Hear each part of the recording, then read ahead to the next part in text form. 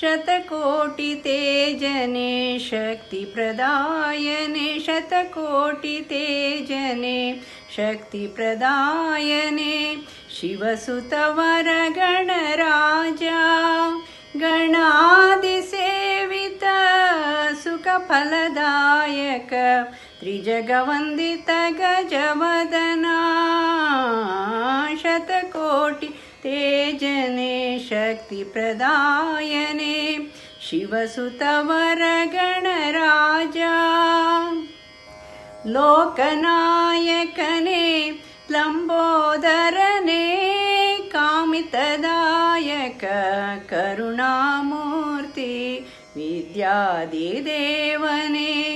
आदिपूज्यने वितरणगुणगणा महिमने शतकोटितेजने शक्तिप्रदायने शिवसुतवरगणराजा मोदकप्रियकरा मूषिकवाहना विघ्ननिवारक विघ्नेश्वरा शोकनिवारक अंबासुतने बेंबिडदे पोरे देवने पाशांकुशधर गजवदना पार्वती प्रियकरा नंदना शतकोटितेजने शक्तिप्रदायने शतकोटितेजने शक्तिप्रदायने शिवसुतवरगणराजा शिवसुतवरगणराजा शिवसुतवरगणराजा. It is a hallmark of a cultured society to respect its citizens on occasions. This is one such occasion. If Honorable Justice D.M. Chandrasekhar was alive, he would have turned 100 years of his purposeful life. But for the pandemic, we would all have met together to celebrate his life and pay our gratitude and homage to him. But we are now compelled to do this digitally, and I am proud to be part of this project. In this digital exercise, you will find several persons who have had acquaintance, friendship and association with late Justice Chandrasekhar speak about him and their association. I am fortunate to be one of them. Personally, we have known Justice Chandrasekhar and his family for over 5 decades. I have known him during my school and college days initially, and later on when I joined the profession, I have appeared before him when he was the Chief Justice of our High Court. It has been a memorable experience, and I wish to share a few fond memories of my association with Justice Chandrasekhar. Justice Chandrasekhar and my father, late Justice K.R. Gopi Vallabha Iyengar, were elevated to the High Court on the same day. They would travel to court every day together and return so from court.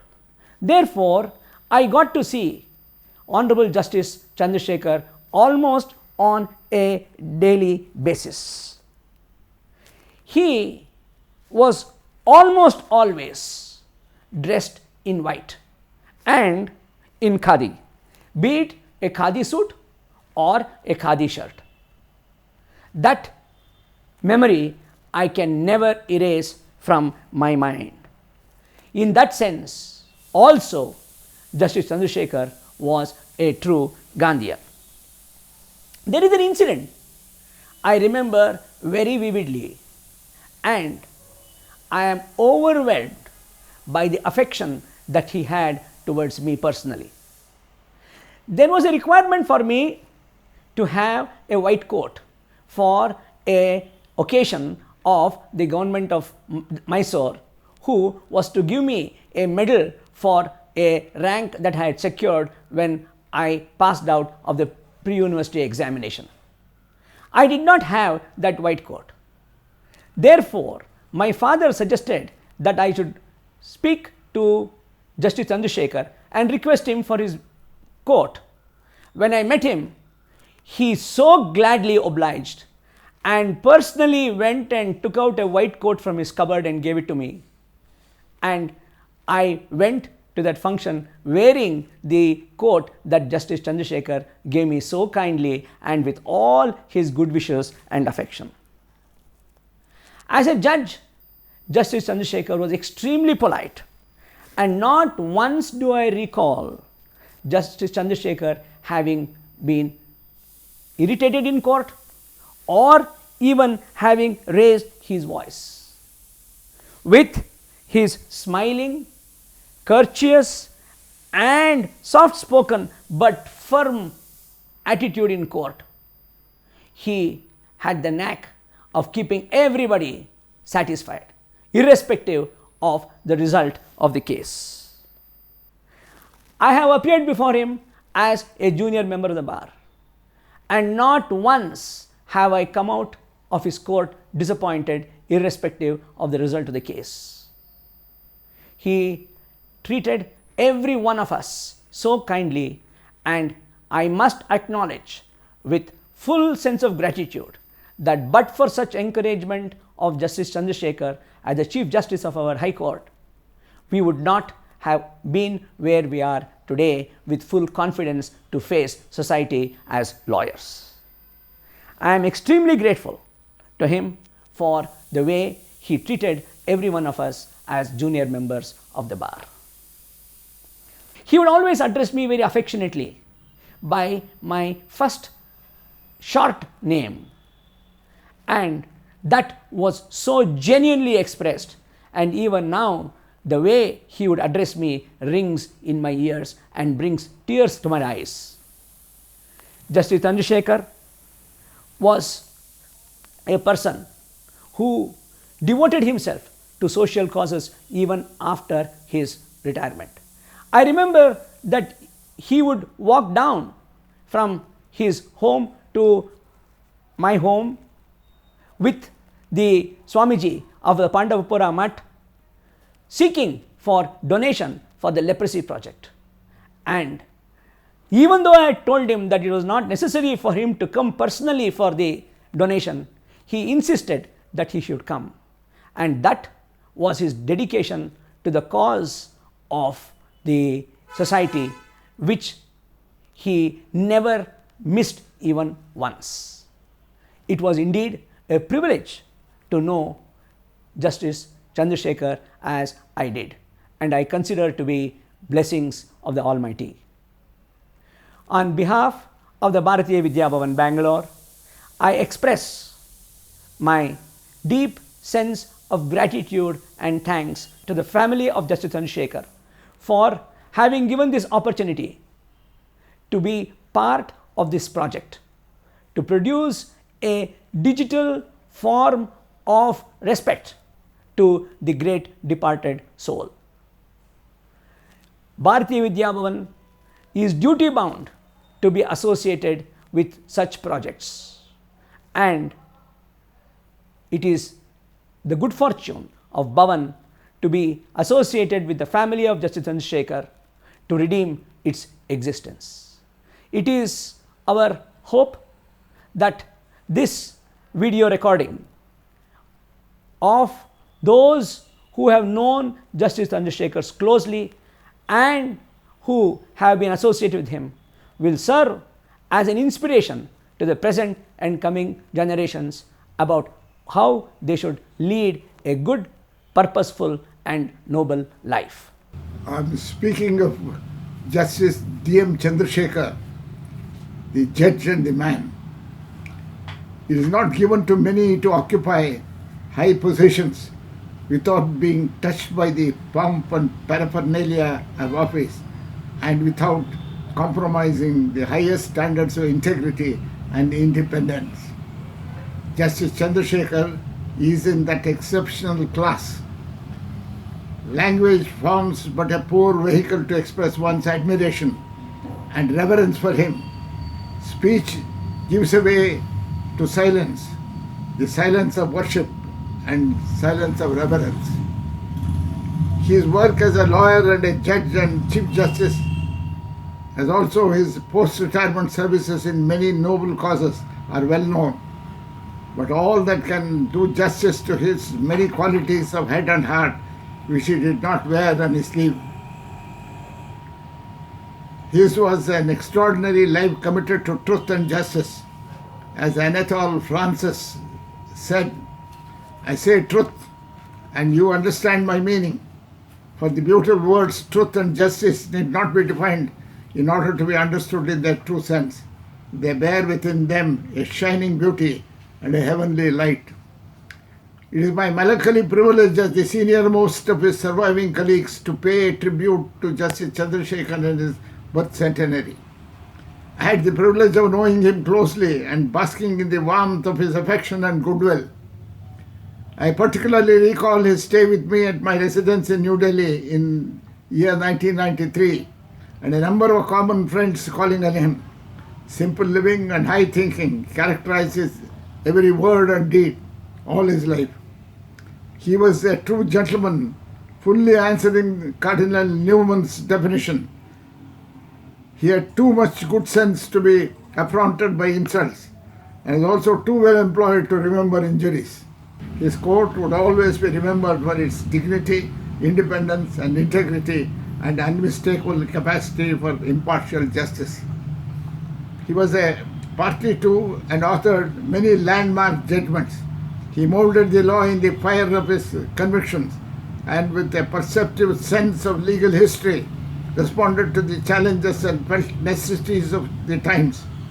His soft-spoken, mild-natured exterior concealed deep legal erudition and a great concern for the rights of the people.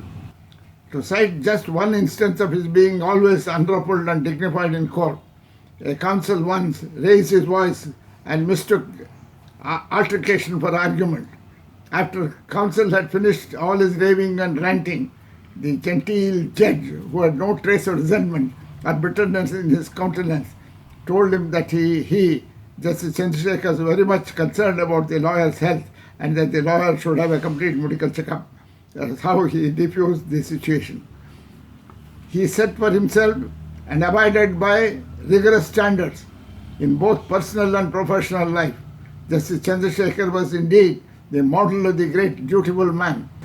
Thank you very much, Shivdev, for giving me this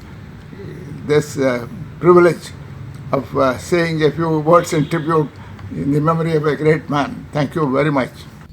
ಸರ್ವರಿಗೂ ಶರಣಾರ್ಥಿಗಳು. ಇಂದಿಯೇ ನನ್ನ ಯಜಮಾನರು ಜನಿಸಿ 100 ವರ್ಷಗಳಾದವು. ಈ ಒಂದು ಶತಮಾನ ದಿನದ ಆಚರಣೆಯಲ್ಲಿ ನಾವು ನೀವೆಲ್ಲ ಸೇರಿದ್ದೇವೆ. ಯಜಮಾನರು ಹೇಳಿದರು, ನನ್ನ ಹೆಸರಿನಲ್ಲಿ ಯಾವ ತರಹ ನೆನಪು ಕಾರ್ಯವನ್ನಾಗಲಿ ಸ್ಮಾರಕವನ್ನಾಗಲಿ ರಚಿಸಕೂಡದು ಎಂದು.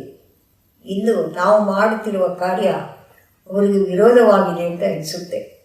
ಆದರೂ ಬದುಕಲಿರುವ ಪೀಳಿಗೆಗೆ ಬದುಕಬೇಕಾದ ರೀತಿಗೆ ಮತ್ತು ನಮಗಾಗಿ ದಾಖಲಿಸಿಕೊಂಡ ದಾರಿದೀಪ ಅಂತ ಅನಿಸ್ಕೊಂಡಿದ್ದೆ ಎಂದೆನಿಸಿದೆ.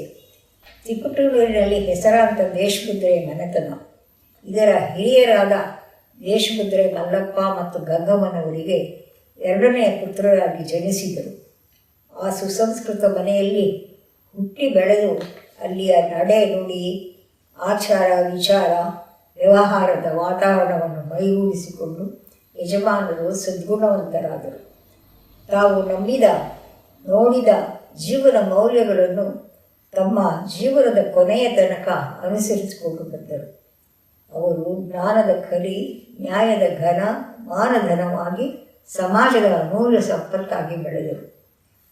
ಅವರು ಮಿತಭಾಷಿ, ಹೆಚ್ಚು ಮಾತನಾಡ್ತಾ ಇರಲಿಲ್ಲ. ಸೌಮ್ಯಮೂರ್ತಿ, ಬಹಳ ಮೃದು ಸ್ವಭಾವದವರು, ಹಸನ್ಮುಖಿ. ಅವರು ಗಟ್ಟಿಯಾಗಿ ಮಾತನಾಡಿದ್ದೇ ನಾವು ನೋಡಿರಲಿಲ್ಲ.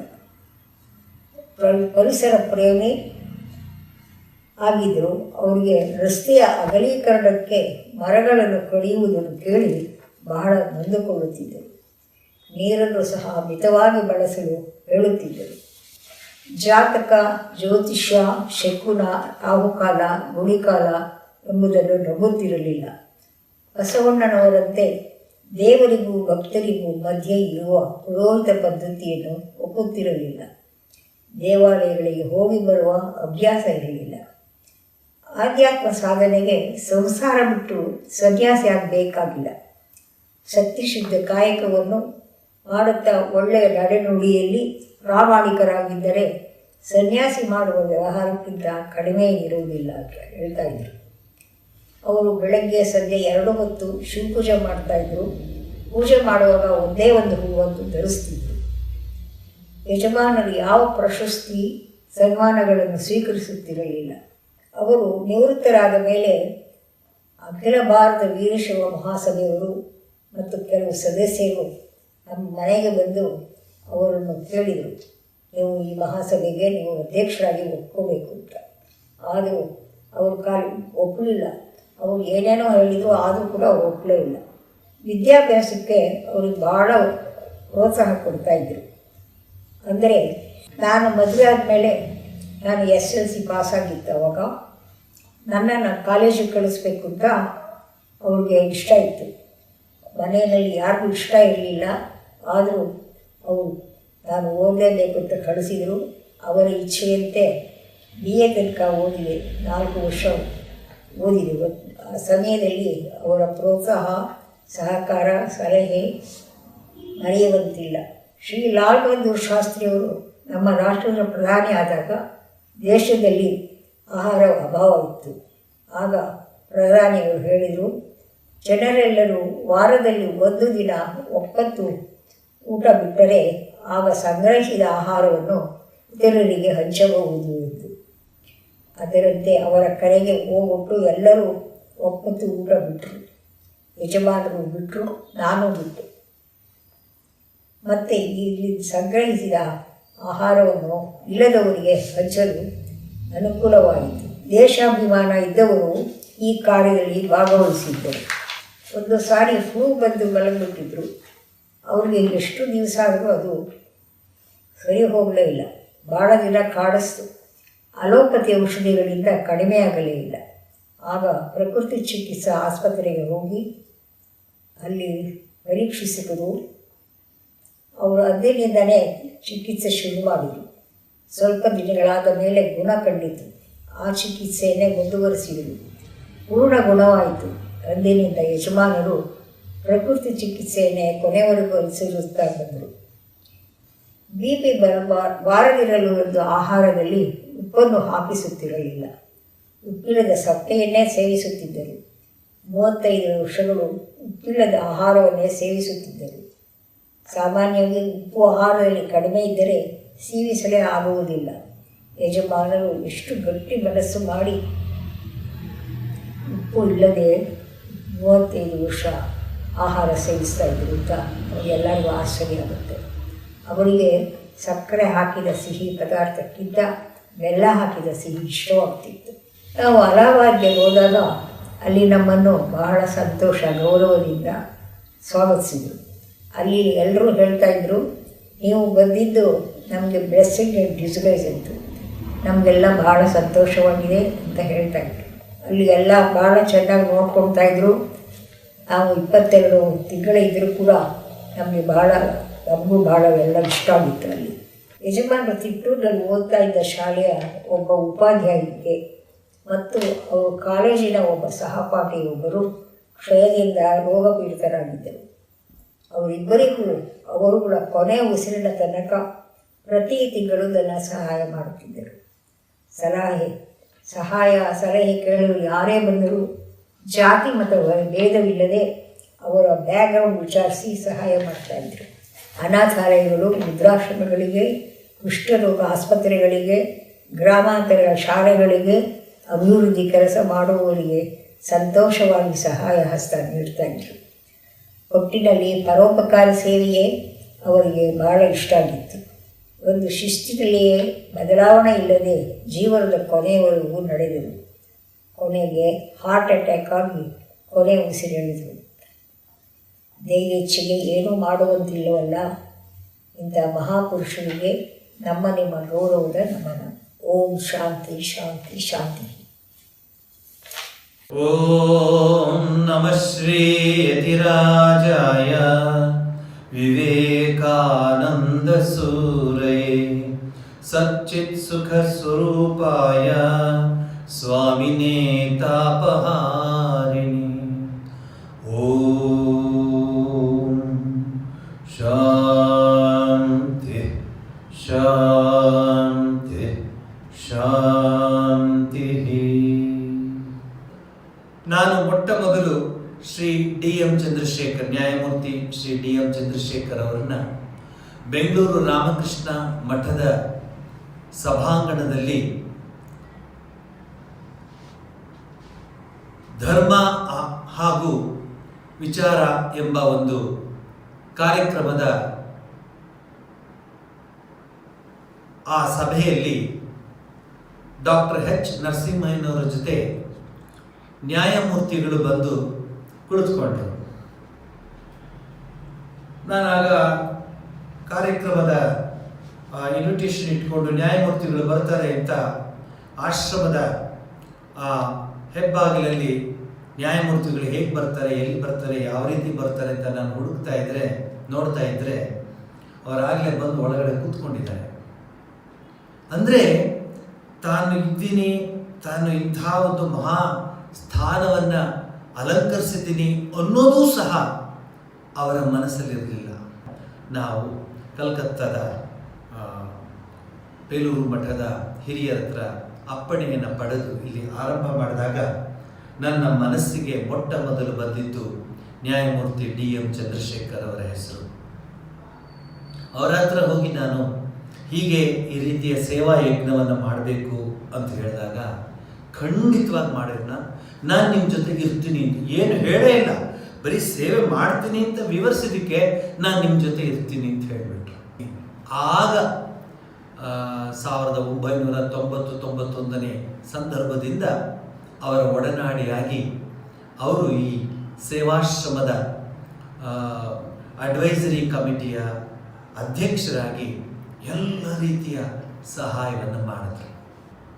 ಆತ್ಮೀಯರೇ, ತದನಂತರ ಪ್ರತಿ ಬಾರಿ ನಾನು ಬೆಂಗಳೂರಿಗೆ ಬಂದಾಗ ನನಗೆ ಫೋನ್ ಮಾಡಿ ಹೇಳ್ಬಿಡೋರು, ಸ್ವಾಮೀಜಿಯವರೇ ಬಂದು ಹೋಗ್ತೀರಾ ಅಂತ. ನಾನು ಅವ್ರು ಹೇಳಿದ ತಕ್ಷಣ ಅಲ್ಲಿ ಅವರ ಹತ್ರ ಹೋಗ್ತಿದ್ದೆ. ಅವರು ಅಲ್ಲಿ ಇಲ್ಲಿ ಕಲೆಕ್ಟ್ ಮಾಡಿದಂತಹ ಕಾಣಿಕೆಗಳನ್ನೆಲ್ಲ ನೀಟಾಗಿ ಬರೆದು, ಅದು ಒಂದು ನೋಡಿ ಅವರ ಜೀವನದಲ್ಲಿ ನಾನು ಕಲ್ತ್ಕೊಂಡಿದ್ದೇನೆಂದರೆ, ಆ ಕವರ್ಗಳು ಬರುತ್ತಲ್ಲ ಲೆಟರ್ಸ್ ಬಂದಾಗ ಆ ಕವರ್ಗಳನ್ನೆಲ್ಲ ತೆಗೆದಿಟ್ಟು ಅದರ ಹಿಂದೆ ವೇಸ್ಟ್ ಮಾಡದಿದ್ದೆ ಅದರಲ್ಲೂ ಬರೆದು ಕೊಡ್ತಾಯಿದ್ರು. ನೀಟಾಗಿ ಬರೆದಿರು. ಎಂಥ ಒಬ್ಬ ಆಡಿಟರ್ ನೋಡೋದು ಗೊತ್ತಾಗ ಎಷ್ಟು ಚೆನ್ನಾಗಿ ಲೆಕ್ಕ ಬರೆದ್ಬಿಟ್ಟು ಇದನ್ನು ತಗೊಳ್ಳಿ ಸ್ವಾಮೀಜಿ, ಇವರೆಲ್ಲರಿಗೂ ರಸೀದಿಯನ್ನು ಬರೆದ್ಬಿಡೋಣ ಅಂಥೇಳಿ ಅನೇಕ ಬಾರಿ ಅವ್ರ ಮನೆಯಲ್ಲೇ ನಾನು ಕುಳಿತುಕೊಂಡು ರಸೀದಿಗಳನ್ನೆಲ್ಲ ಬರೆದು ರಸೀದಿಗಳನ್ನ ಅವ್ರ ಕೈ ಕೊಡ್ತಾ ಇದ್ದೆ. ಆ ಮಹಾಮಹಿಮರ ಯಾವ ಸನ್ಯಾಸಿಗೂ ಕಡಿಮೆ ಇರಲಿಲ್ಲ ಅವರು. ನಾನು ಅವ್ರನ್ನ ಬಹಳ ಹತ್ತಿರದಿಂದ ನೋಡ್ತಿದ್ದೆ. ಎಷ್ಟೋ ಸರಿ ಅವರ ಜೊತೆ ಪ್ರಯಾಣ ಮಾಡ್ತಾ ಇದ್ದೆ. ಅವ್ರು ಹೇಳೋರು, ಎಂಥ ಮಾತು ಹೇಳೋರು ಅಂದರೆ, ನೋಡಿ ಸ್ವಾಮಿ ಏನಿದೆಯೋ ಏನೋ ಪಾಪ, ಊಟ ಮಾಡಿದಾರೋ ಇಲ್ವೋ ಅವರು, ಏನೋ ಕಷ್ಟ ಅಂತ ಹೇಳಿ ಎಷ್ಟೋ ಸರಿ ಕಣ್ಣಲ್ಲಿ ನೀರು ಹಾಕೋರು. ಇದನ್ನು ನಾನು ಬಹಳ ಅದ್ಭುತ ಅಂತ ಕರಿತೀನಿ. ಯಾಕೆ ಅಂದರೆ ಈ ಯುಗದಲ್ಲಿ ಈ ಒಂದು ಏನದು ಆಸೆ ಲಲಾಸೆಗಳ ಈ ಒಂದು ದೊಡ್ಡ ಮಹಾ ಪ್ರವಾಹದಲ್ಲಿ ಇಂತಹ ಮಹಾನ್ ವ್ಯಕ್ತಿತ್ವ ಉಳ್ಕೊಂಡಿತ್ತಲ್ಲ, ಅದೇ ದೊಡ್ಡ ವಿಚಾರ. ನನಗೆ ಜ್ಞಾಪಕ ಇದೆ, ಅವ್ರ ಜೊತೆ ನಡ್ಕೊಂಡು ನನ್ನ ಜೊತೆಲಿ ಮಾತಾಡ್ಕೊಂಡು ಹೋಗ್ತಾ ಇದ್ರೆ ಅವ್ರ ತಲೆ ತಗ್ಗಿಸ್ಕೊಂಡು ಹಿಂಗೆ ಹೋಗೋರು. ದೊಡ್ಡ ಮನೆ, ಆ ಮನೆಯ ಒಳಗಿದ್ದಾರೆ. ಇವರು ಬರ್ತಾರೆ ಅಂತ ಏನು ಗೊತ್ತಿರಲಿಲ್ಲ ಅವ್ರಿಗೆ. ಇವರು ಒಳಗಡೆ ಆ ಬಾಗಿಲ ಹತ್ರ ನಿಂತ್ಕೊಂಡ್ಬಿಟ್ಟು ಆ ಕಾಲಿಂಗ್ ಬೆಲ್ಲೋ ಅಥವಾ ಆ ಸೇವಕರಿಗೆ ಹೇಳಿ, ಸ್ವಾಮಿಗಳು ಬಂದಿದ್ದಾರೆ ಮತ್ತು ಚಂದ್ರಶೇಖರ್ ಬಂದಿದ್ದಾರೆ ಅಂತ ಹೇಳಿ ಅಂದ್ಬಿಡೋರು. ಆ ಸೇವಕರಿಗೆ ಯಾರು ಗೊತ್ತು, ಯಾರೋ ಸ್ವಾಮಿಗಳು ಮತ್ತು ಯಾರೋ ಚಂದ್ರಶೇಖರ್ ಅಂತ ಬಂದಿದ್ದಾರೆ. ಆ ಮನುಷ್ಯ ಬಹುಶಃ ಬೇರೆ ಕೆಲಸ ಮಾಡ್ತಿದ್ದೇನೋ, ತುಂಬ ಹೊತ್ತು ಬಿಟ್ಕೊಂಡು ಕೆಳಗೆ ಬಂದು ನೋಡಿ, ಸಾಹೇಬ್ರೆ ನೀವ್ಯಾಕೆ ನಡ್ಕೊಂಬಂದ್ರಿ, ಒಂದು ಫೋನ್ ಕಾಲ್ ಅದು ಮಾಡಿ ನಾ ಬರ್ತಿದ್ದಲ್ಲ, ಕ್ಷಮಿಸಿ ಅಂತ ಹೇಳೋರು. ಆಗ ಅವರು ಇಲ್ಲ ಪರವಾಗಿಲ್ಲ ಸ್ವಾಮಿಗಳು ಬಂದಿದ್ದಾರೆ, ನಾವು ಕುಷ್ಠರೋಗ ಕ್ಷಯರೋಗದ ಕೆಲಸ ಎಲ್ಲ ಮಾಡ್ತೇವೆ, ಅಂಧತ್ವ ನಿವಾರಣೆ ಕೆಲಸ ಎಲ್ಲ ಮಾಡ್ತಾ ಇದ್ದೀವಿ, ಆದ್ದರಿಂದ ನಾನು ಇದರಲ್ಲಿ ಭಾಗಿಯಾಗಿದ್ದೀನಿ, ಏನಾದರೂ ಒಂದು ಕಾಣಿಕೆ. ಅಯ್ಯೋ ಸ್ವಾಮಿಗಳು, ನೀವು ಫೋನ್ ಮಾಡಿದ್ರೆ ಸಾಕಾಗ್ತಿತ್ತಲ್ಲ ಸಾಹೇಬ್ರೆ, ಬನ್ನಿ ಅಂತ ಕರ್ಕೊಂಡು ಒಳಗಡೆ ಹೋಗಿ ಮಾತಾಡ್ಸೋರು. ಆಗ ಕಾರು ಇಲ್ಲ, ಈ ಕೆಲಸಕ್ಕೆ ನಾನು ಪರಮೇಶ್ವರನ ಕೆಲಸ, ಸೇವಾ ಯಜ್ಞ, ಇದಕ್ಕೆ ನಾನು ನಡೆದೇ ಹೋಗ್ತೀನಿ ಅಂತ ಹೇಳು. ಅವರು ಅಂತ್ಯ ಅಂದರೆ ಅವರು ಸಮಾಧಿ ಆಗೋವರೆಗೆ ಅಥವಾ ಅವರು ಈ ಇಹಲೋಕವನ್ನು ತ್ಯಾಗ ಮಾಡೋವರೆಗೆ, ತ್ಯಜಿಸೋವರೆಗೆ ನಾನು ಬೆಂಗಳೂರಿಗೆ ಬಂದು ಪ್ರತಿ ವಾರ ಹೋಗ್ತಾ ಇದ್ದೆ, ಒಂದು ವಿಸಿಟ್ ಮಾಡ್ತಾ ಇದ್ದೆ. ಬರೀ ಕೈಲಂತೂ ಕಳಿಸ್ತಿರ್ಲಿಲ್ಲ. ಸ್ವಾಮೀಜಿ ಇದೊಂದು ಚೆಕ್ ಇದೆ ತಗೊಳ್ಳಿ, ಸ್ವಾಮೀಜಿ ಅದೆಷ್ಟೇ ಇರಲಿ ಹಣ, ಅದ್ರ ಬಗ್ಗೆ ನನಗೆ ಅಥವಾ ಅವ್ರಿಗೆ ಮನಸ್ಸಿಲ್ಲ, ಕೊಟ್ರಲ್ಲ ಸ್ವಾಮೀಜಿ ಎಂಥ ಒಳ್ಳೆಯ ಕೆಲಸಕ್ಕೆ ಅಂತ ಹೇಳೋರು. ಈ ಪಾವಗಡದ ಸ್ವಾಮಿ ವಿವೇಕಾನಂದ ಗ್ರಾಮಾಂತರ ಆರೋಗ್ಯ ಕೇಂದ್ರದ ಶಂಕುಸ್ಥಾಪನೆಗೆ ಮೊಟ್ಟ ಮೊದಲನೇ ಬಾರಿಗೆ ಧರ್ಮಾಧಿಕಾರಿಗಳಾದ ಶ್ರೀ ವೀರೇಂದ್ರ ಹೆಗಡೆಜಿಯವರನ್ನ ಕರೆಸಿದಾಗ DM ಚಂದ್ರಶೇಖರ್ ಅವರು ಆ ಕಾರ್ಯಕ್ರಮದ ಅಧ್ಯಕ್ಷತೆಯನ್ನು ವಹಿಸಿದ್ರು. ಎಷ್ಟು ಚೆನ್ನಾಗಿ ಮಾತನಾಡಿದ್ರು ಸೇವೆಯ ಬಗ್ಗೆ. ಅವರು ನೋಡಿದ ಸ್ಥಿತಿಗಳು ಹಳ್ಳಿಗಳಲ್ಲಿ ಯಾವ ರೀತಿ ಇತ್ತು, ಗ್ರಾಮಗಳಲ್ಲಿ ಕುಷ್ಠರೋಗಿಗಳ ಆ ಸ್ಥಿತಿಗಳನ್ನು ವಿವರಿಸ್ತಾ ಇದ್ರು.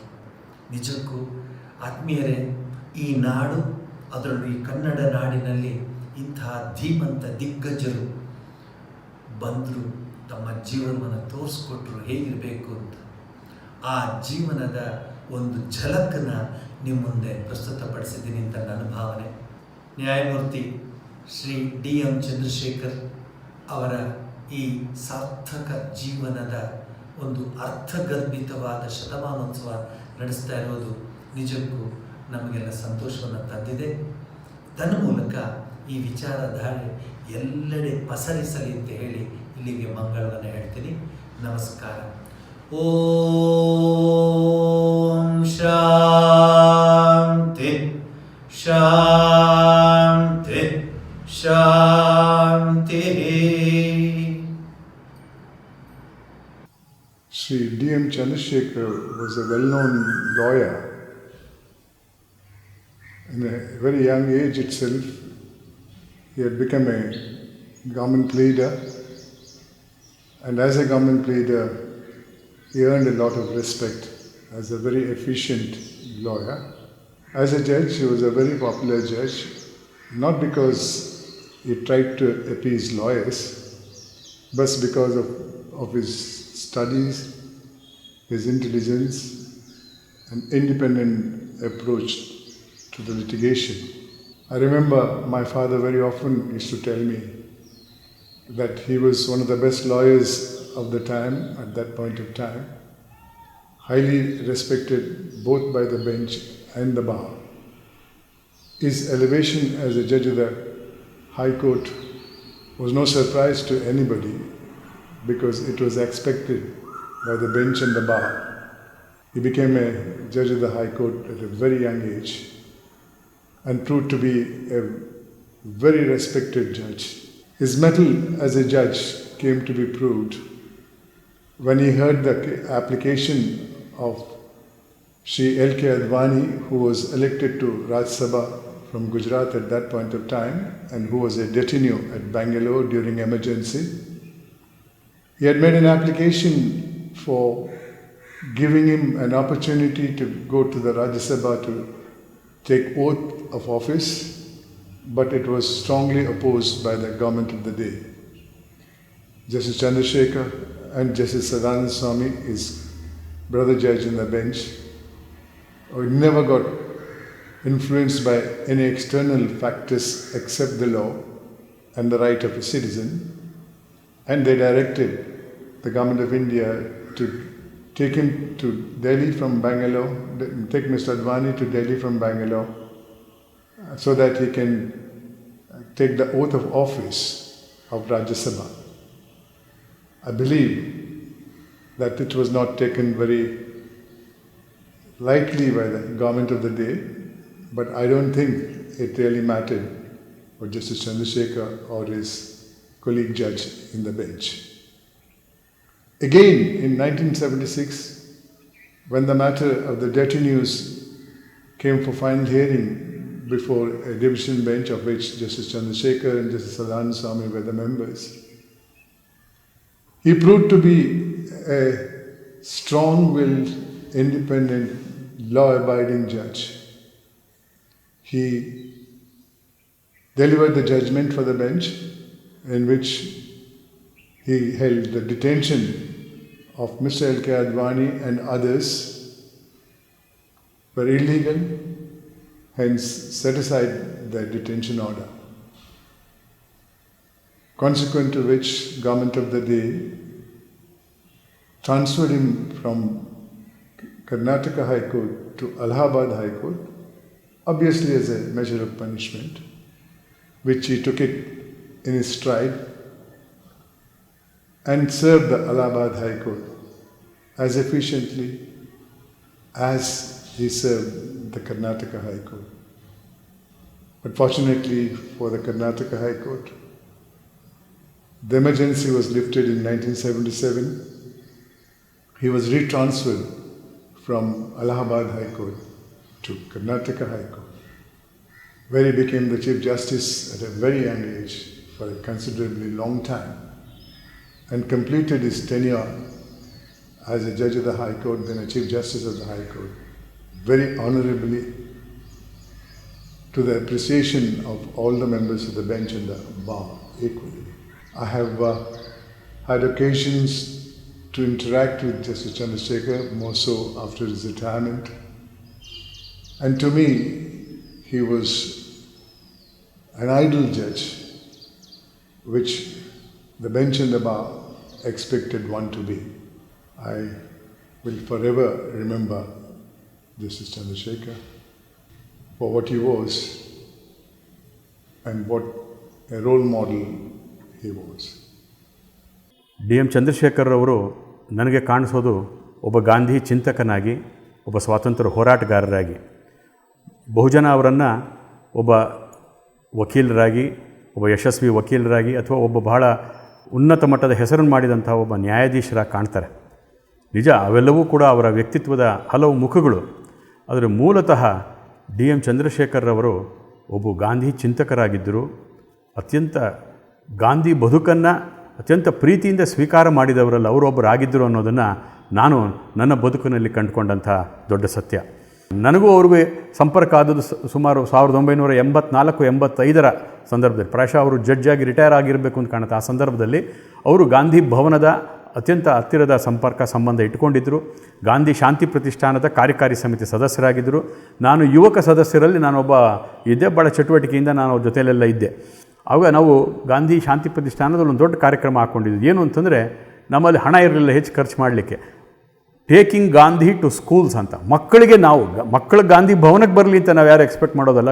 ಮಕ್ಕಳನ್ನು ನಾವು ಹೇಗೆ ಮಕ್ಕಳಿಗೆ ಮುಟ್ಟಿಸ್ಬೋದು ಅನ್ನುವ ಆ ಕಾರ್ಯಕ್ರಮದಲ್ಲಿ ಅದೊಂದು ಉಪಸಮಿತಿ ರಚನೆ ಮಾಡಿದಾಗ ಅವರು ವಾಲಂಟಿಯರ್ ನಾನು ಬರ್ತೀನಿ ಅಂತ ಹೇಳಿ ರೋಹಿಡೇಕರು ನಾವೆಲ್ಲ ಕೂತು ಚರ್ಚೆ ಮಾಡುವಾಗ ಅವ್ರು ಎಷ್ಟು ಆಸ್ಥೆ ವಹಿಸ್ತಾಯಿದ್ರು. ಅವರೊಂದು ಒಳ್ಳೆಯ ಸಲಹೆಯನ್ನು ಕೊಟ್ಟರು. ಮೊದಲು ಶಿಕ್ಷಕರದೆಲ್ಲ ಒಂದು ಟ್ರೈನಿಂಗ್ ಪ್ರೋಗ್ರಾಮ್ ಮಾಡಿ 2-3 ದಿನದ್ದು ಗಾಂಧಿ ಬಗ್ಗೆ ಏನು ವಿಚಾರ ಹೇಳಬೇಕು ಅಂತ ಅವರು ಸಾಹಿತ್ಯ ಕೊಟ್ಟು ಅವ್ರನ್ನೆಲ್ಲ ಮನಸ್ಸನ್ನು ಸಿದ್ಧಪಡಿಸಿ, ನಂತರ ಒಂದು ಪ್ಯಾನಲ್ ಮಾಡಿ ಅವ್ರನ್ನೆಲ್ಲರನ್ನೂ ಕೂಡ ಶಾಲೆಗಳಿಗೆ ಕಳಿಸ್ಕೊಡೋಂಥ ಕೆಲಸ ಮಾಡಿ ಅಂತ ಹಿಂಗೆ ಅನೇಕ ಉದಾಹರಣೆಗಳನ್ನು ನಾವು ಕೊಡುವ. ಅವರು ಆ ರೀತಿ ಸಕ್ರಿಯವಾಗಿ, ಅವರು ಅಂಥ ದೊಡ್ಡ ಸ್ಥಾನಮಾನದಲ್ಲಿದ್ದವರು ಆದರೂ ಕೂಡ ಗಾಂಧಿ ವಿಚಾರ ಬಂದಾಗ ಅಷ್ಟು ಸರಳ ರೀತಿಯಲ್ಲಿ ಜನಗಳನ್ನು ಎಲ್ಲರೂ ಬೆರೆತು ಅವರು ಕೆಲಸ ಮಾಡ್ತಾಯಿದ್ದು ನೋಡಿ ನನಗೂ ಕೂಡ ನಿಜಕ್ಕೂ ಆಶ್ಚರ್ಯ ಆಗಿದೆ. ಸ್ನೇಹಿತರೆ, ಅವರು ನಮ್ಮ ಸಭೆಗಳಲ್ಲೆಲ್ಲ ಭಾಳ ಸಕ್ರಿಯವಾಗಿ ಭಾಗವಹಿಸೋರು. ಗಾಂಧಿ ಶಾಂತಿ ಪ್ರತಿಷ್ಠಾನ ಸಭೆಗಳಲ್ಲಿ ನನಗೊಂದು ಸರ್ತಿ ನೆನಪಿದೆ. ಒಂದು ಸರ್ವ ಸದಸ್ಯರ ಸಭೆಯಲ್ಲಿ ಯಾವುದೋ ಒಂದು ವಿಚಾರದಲ್ಲಿ ಸುಮಾರು ಒಂದು ಅರ್ಧ-ಮುಕ್ಕಾಲು ಗಂಟೆ ಚರ್ಚೆ ನಡೀತು.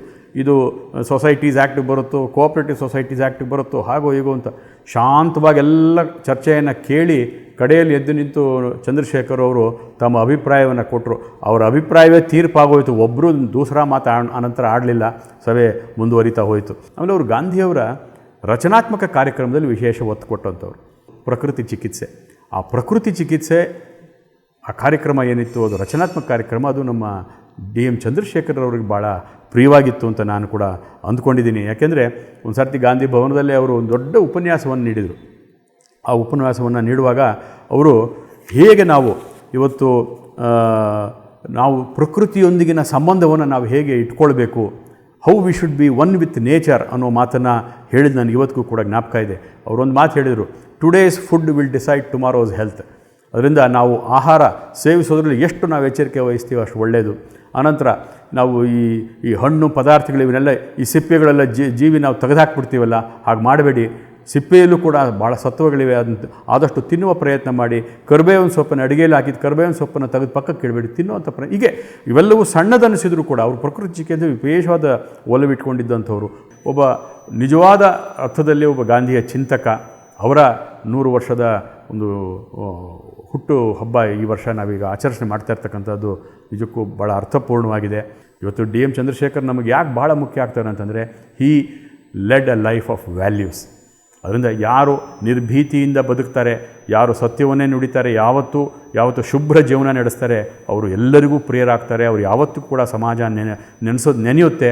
ಅವ್ರನ್ನ ಯಾವತ್ತೂ ಕೂಡ ಅವರು ನಮಗೆಲ್ಲರಿಗೂ ಆದರ್ಶರಾಗ್ತಾರೆ ಅನ್ನುವಂಥ ಮಾತನ್ನು ಹೇಳ್ತಾ, ನಾನು ಮತ್ತೊಮ್ಮೆ DM ಚಂದ್ರಶೇಖರ್ ಅವರ ನೆನಪಿಗೆ ಶರಣ ಹೇಳಿ, ನನಗೆ ಇವತ್ತು ಅವ್ರ ಬಗ್ಗೆ 2 ಚಿಂತನೆಗಳಲ್ಲಿ ಒಂದೆರಡು ವಿಚಾರಗಳನ್ನು ನಿಮ್ಮೊಂದಿಗೆ ಹಂಚಿಕೊಳ್ಳಿಕ್ಕೆ ಅವಕಾಶ ಮಾಡಿಕೊಟ್ಟದಕ್ಕೆ ಎಲ್ಲ ನಮ್ಮ ಆಯೋಜಕ ಮಿತ್ರರಿಗೆ ನಾನು ವಂದಿಸಿ ನನ್ನ ಮಾತಿಗೆ ವಿರಾಮ ಹೇಳ್ತೇನೆ. ನಮಸ್ಕಾರ. Today is the 100th birth anniversary of Justice DM Chandrasekhar. I happen to know this person, DM Chandrasekhar, Justice. He was such a simple and a devout person. I have hardly ever met a man belonging to the judiciary like Justice DM Chandrasekhar. DM Chandrasekhar, after his retirement, he devoted most of his time to the work on environment. And there was a society called the Indian Society for Environmental Studies. He was the chairman of that, and he made me the vice chairman of Indian Society for Environmental Studies. We organized many events on environment. We spoke on various issues of environment, and Justice DM Chandrasekhar was always with us, encouraging us. He was supporting the environmental issues, environmental causes. And I remember distinctly 3 events in my life, where he supported tremendously. One was the Parisara Utsava. This Parisara Utsava happened sometime in 1990 or something of the sort. And we had organized a massive gathering of students from all over Karnataka.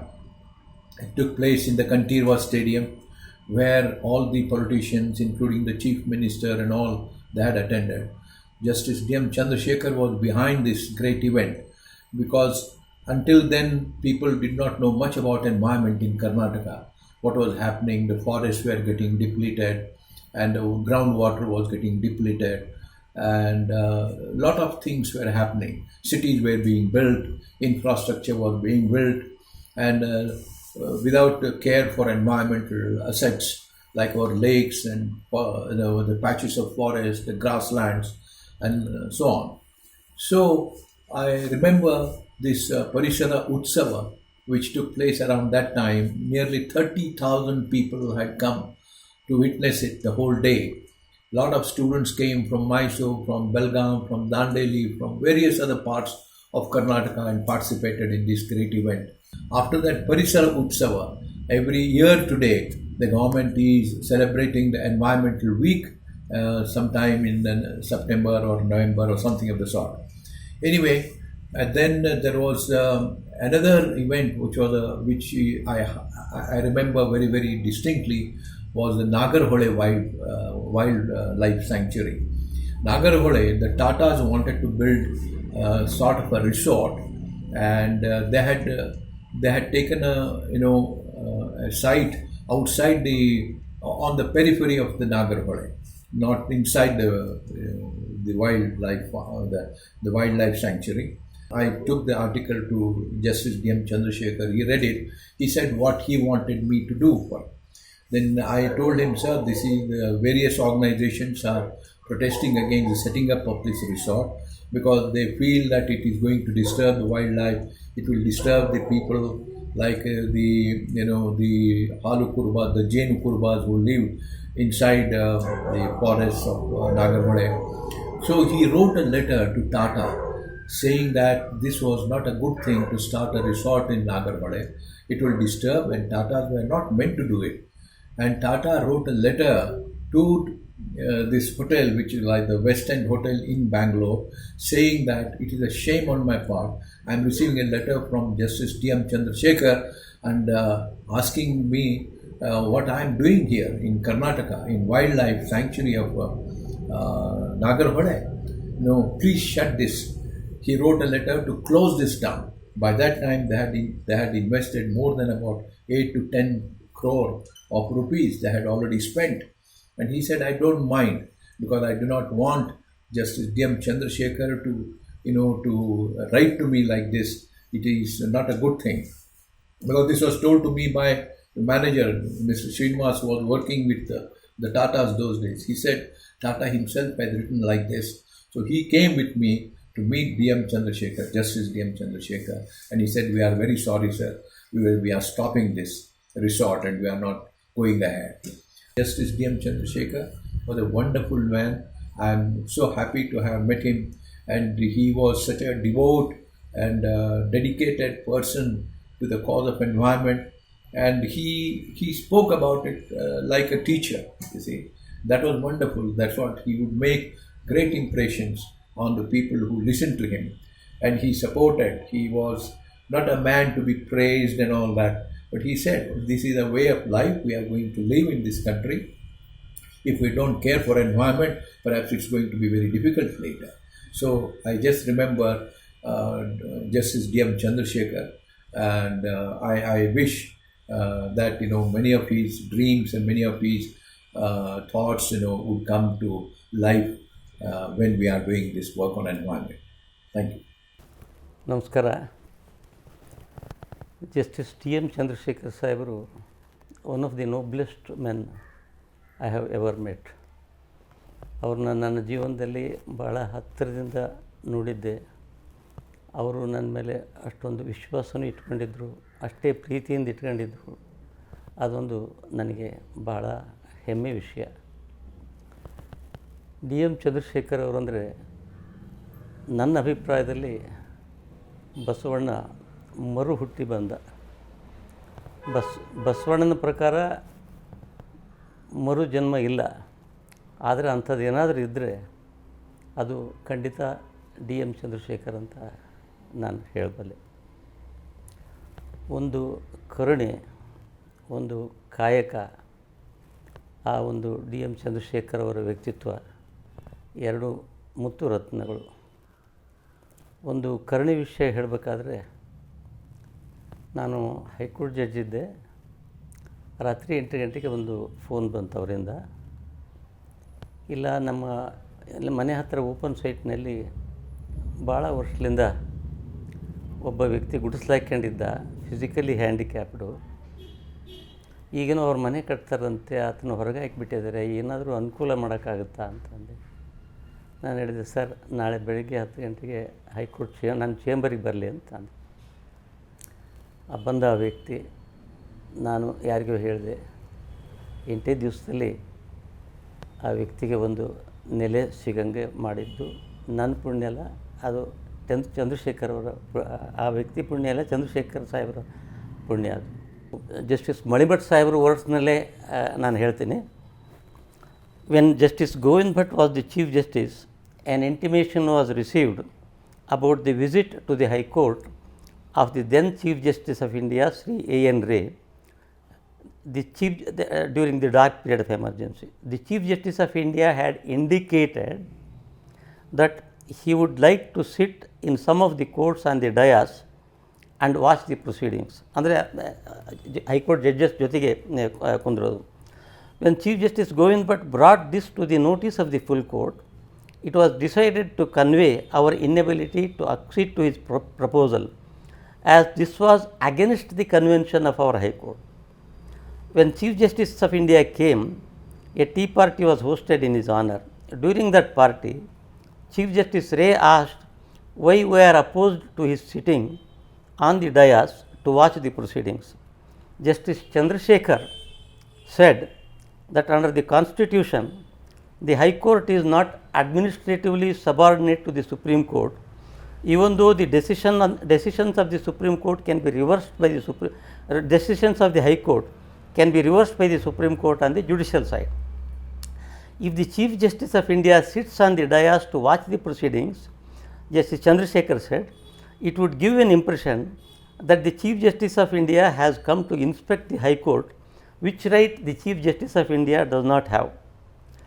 Chief Justice Ray then said that he had a constitutional responsibility of recommending suitable judges of the High Court for appointment to the Supreme Court, and that therefore he would be justified in sitting on the dais.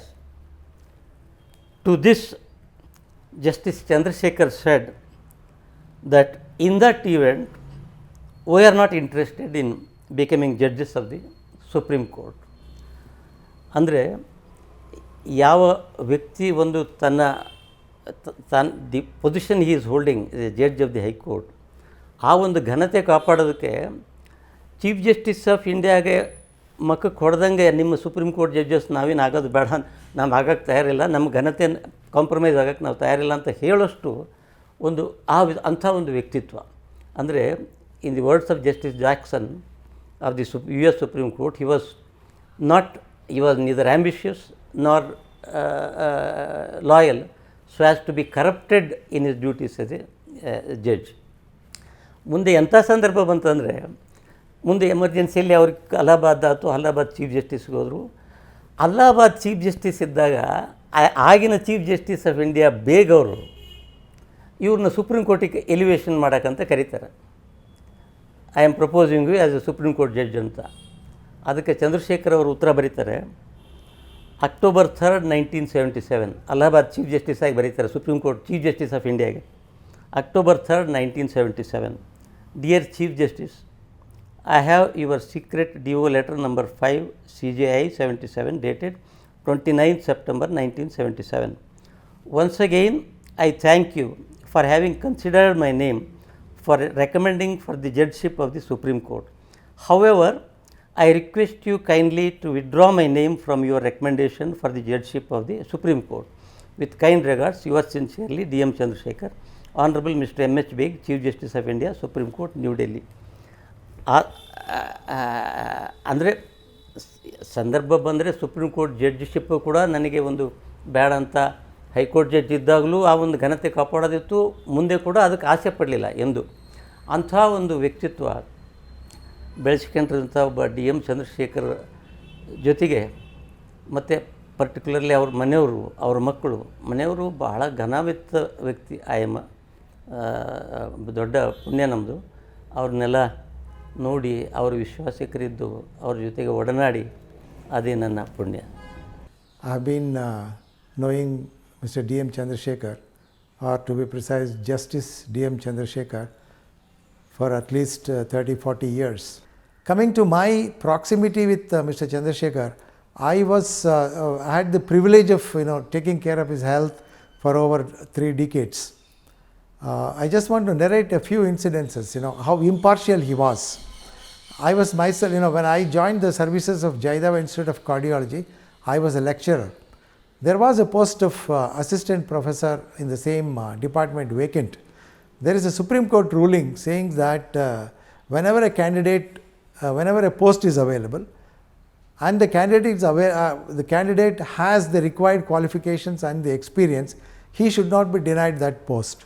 So I thought that I had the qualification, I had the experience, so I applied for the promotion, but I was not given the promotion. Then I approached the High Court. Somehow the file went to Justice Chandrasekhar. He quietly wrote, not in front of me, and posted it before Mr. Venkatramaya. Of course, I lost the case. They said that promotion is not my right. This is just to tell that how independent Mr. Justice Chandrasekhar was. Then it came to a situation when over the years, when he was coming to me for frequent checkups and treatments. Then we discovered that he has a blockage in one of the main arteries supplying the brain, So that we call it as carotid artery stenosis or carotid artery blockage.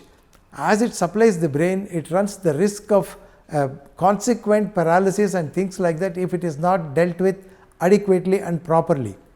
It was about 20-30 years back when in India we didn't have that kind of an expertise to deal with such a delicate vascular work. So I suggest that you go to Mayo Clinic for a treatment which was probably at the peak of its experience. It was a very well known institute for treatment of such diseases. But Chandrasekhar said, no, I would rather undergo a treatment in India which is available to a common man. Then I told him that yes sir, as a life is equally important. Everybody's life is important, but one who guards life is more important than an ordinary life. Somehow I was able to convince him and he agreed to go to Mayo Clinic for the procedure, and he came out successfully. This was to tell you that how impartial, how selfless the person is. In fact, I was glad that I was his doctor for decades, and I would like to recall some remembrance about his few last days. He just came at about 10-15 days before his death. He came for some minor ailments. We went through all the detailed investigations. Everything was found normal. We didn't have anything to suspect impending death. So we advised him the treatment and discharged him. After about 10-15 days, he went to attend a function where I am told that he was made to clear several floors. Probably that took the arteries were probably, there was some hint of coronary artery blockage, and then in the same night, in the early morning, I think he breathed his last. So we lost a very Gandhian person in personality, a High Court Chief Justice, known for his judgment, known for his impartiality, known for his simplicity. ಈ ಸ್ಮರಣೋತ್ಸವ ಅನ್ನೋದು ಇಂದು ನಮ್ಮ ಮನಸ್ಸಿನಲ್ಲಿ ಮೂಡಿ ಮಾಯವಾಗುವಂಥದ್ದಲ್ಲ. ಆಜೀವ ಪರ್ಯಂತ ನಾವು ಎಲ್ಲಿವರೆಗೆ ಜೀವಂತವಾಗಿರ್ತೀವೋ ನಮ್ಮ ಮನದಂಗಳದಲ್ಲಿ ಅವರ ನೆನಪು ಸದಾ ಇರುವಂತಹ ಒಂದು ಉತ್ಸವ ಅಂತ ಹೇಳಿ ನನ್ನ ಭಾವನೆ. ಇದಕ್ಕೆ ಕಾರಣ ಏನು ಅಂತಂದರೆ ಚಂದ್ರಣ್ಣನವರ ವ್ಯಕ್ತಿತ್ವ ಅಮೋಘವಾದದ್ದು, ಅಘಾತವಾದದ್ದು. ಯಾವ ಒಬ್ಬ ಬಡ ವಿದ್ಯಾರ್ಥಿಯಾಗಲಿ, ಸಮಾಜಮುಖಿಯಾಗಿ ಕೆಲಸ ಮಾಡುವಂಥ ಕಾರ್ಯಕರ್ತರಾಗಲಿ ಅವರನ್ನು ಆಧಾರದಿಂದ ಬರಮಾಡಿಕೊಂಡು ಅವರಿಗೆ ತಮ್ಮ ಅನುಭವದ ಒಂದು ಧೈರ್ಯವನ್ನು ತುಂಬಿ ಬಡವ ಬಲ್ಲಿದ ಎನ್ನೋ ಒಂದು ಭೇದ ಭಾವವಿಲ್ಲದೆ ಸರ್ವರನ್ನು ಒಂದೇ ಪ್ರೀತಿ ಆಧಾರದಿಂದ ಕಂಡಂಥ ಶ್ರೀಯುತರಿಗೆ ನಾವು ಎಷ್ಟು ಋಣಿಗಳಾದರೂ ಕಡಿಮೆನೆ.